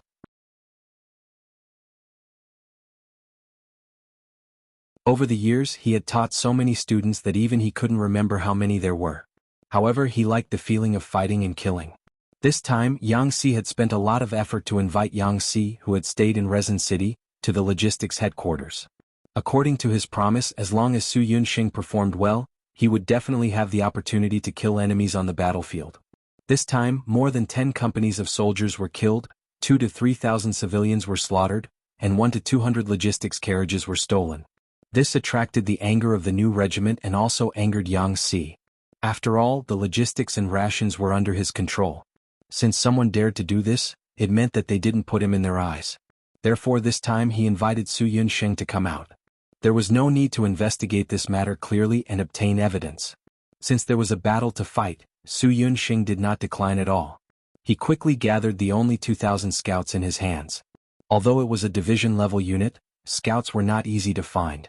Not all soldiers who could kill enemies could be good scouts.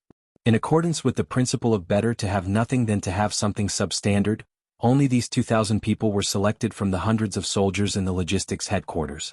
However, these 2,000 people were indeed outstanding people. It was not an exaggeration to say that after a little training, they were not inferior to the soldiers of the 1st Cavalry Division. In fact, they were even better in some aspects. In the end, Su Yunsheng trained these 2,000 people as scout instructors. He was counting on these people to be successful in the future and train and bring out more outstanding scouts. Now that he had an order, Su Yunsheng gathered all these 2,000 people and gathered them on the field of the scouts outside the first city.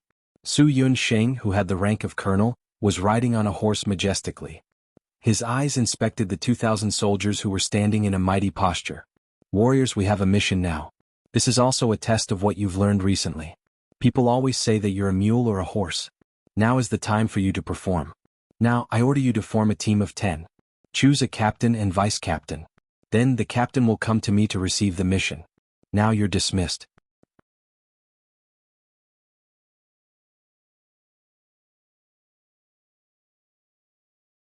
Chapter 13:11. With 2,000 soldiers and a team of 10, there were a total of 200 teams. With such a large net, Su Yunsheng had installed 200 large cameras and 2,000 small cameras between First City and Shajing City. When the time came, even the slightest movement here would not be able to escape his eyes. He wanted to see who was so bold as to launch a sneak attack on the soldiers of the 5-star army. According to the content taught before, when the 2,000 scouts left First City, it was like a spring breeze and a drizzle. Half of the scouts did not even ride a warhorse. They disguised themselves as ordinary people and mixed into the crowd exiting the city. Then they disappeared into the vast grassland and did not attract anyone's attention. Even the commander of the new army, Tiger Man, only knew that Yang Si had also sent out scouts. As for how many scouts had been sent out, he had no idea at all. Even the current highest-ranking general in First City did not know the situation, let alone the intelligence personnel of the Ming army in First City. They only knew that the new army had sent out all the scouts. They also knew that these scouts were wearing military uniforms and were looking for something in groups. Later, this news was passed to Marquis Wu Qingho Shiheng by means of a messenger pigeon. Soon, the news was passed to General Fang Dingshan, who was waiting for an opportunity to continue to attack the logistics and transport troops of the 5-star army. Fang Dingshan had long expected that the new army would respond. He had also specially formulated a plan for this. He quickly ordered the Liaodong cavalry, who were looking for opportunities everywhere, to stop all military operations and avoid the limelight first. As a result, thousands of scouts of the new army returned without any results. For half a month they did not find any trace of the enemy and no more transport troops were attacked. They thought that the enemy hiding in the dark had retreated and reported this to the headquarters of the new army. Tiger Man looked at the report that he was not very satisfied with and said with a dark face, "Let's keep an eye on them for a while." Although he also knew that it was very difficult for the cavalry scouts to move continuously, he did not believe that the enemy would take the initiative to retreat after tasting the sweetness without suffering any losses. As a result, the thousands of cavalry scouts continued to run on the grassland. Sometimes, when they passed by some trees and valleys, their every move was clearly seen by the Liaodong cavalry hidden in the forest. However, because the latter were already prepared, they missed several times. The sudden attack seemed to have faded away with the passage of time. Gradually, more and more cavalry scouts began to withdraw from the battlefield and return to the various armies and divisions.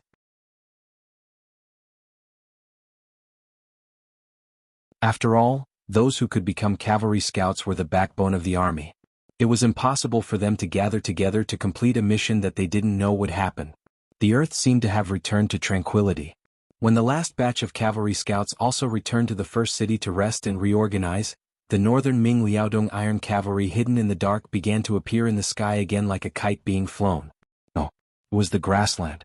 After a month of ceasefire, the centurion in charge of this attack was named Dong Ping. He was young, bold, and could even be called arrogant. After hiding in the mountains for a month, he suffered a lot.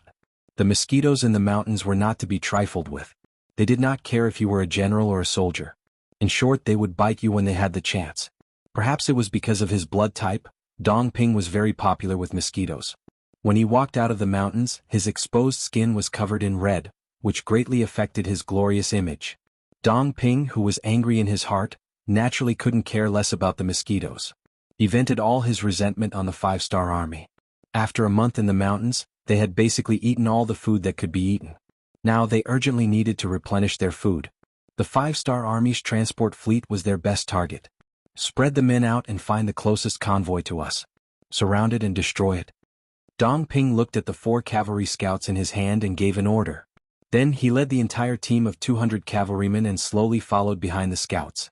When Dong Ping left the mountain, he was also very cautious. First, he sent out the only 4 cavalry scouts to wear the military uniform of the 5-star army. They went out to scout. After confirming that there was no danger in the surroundings, he led the team out.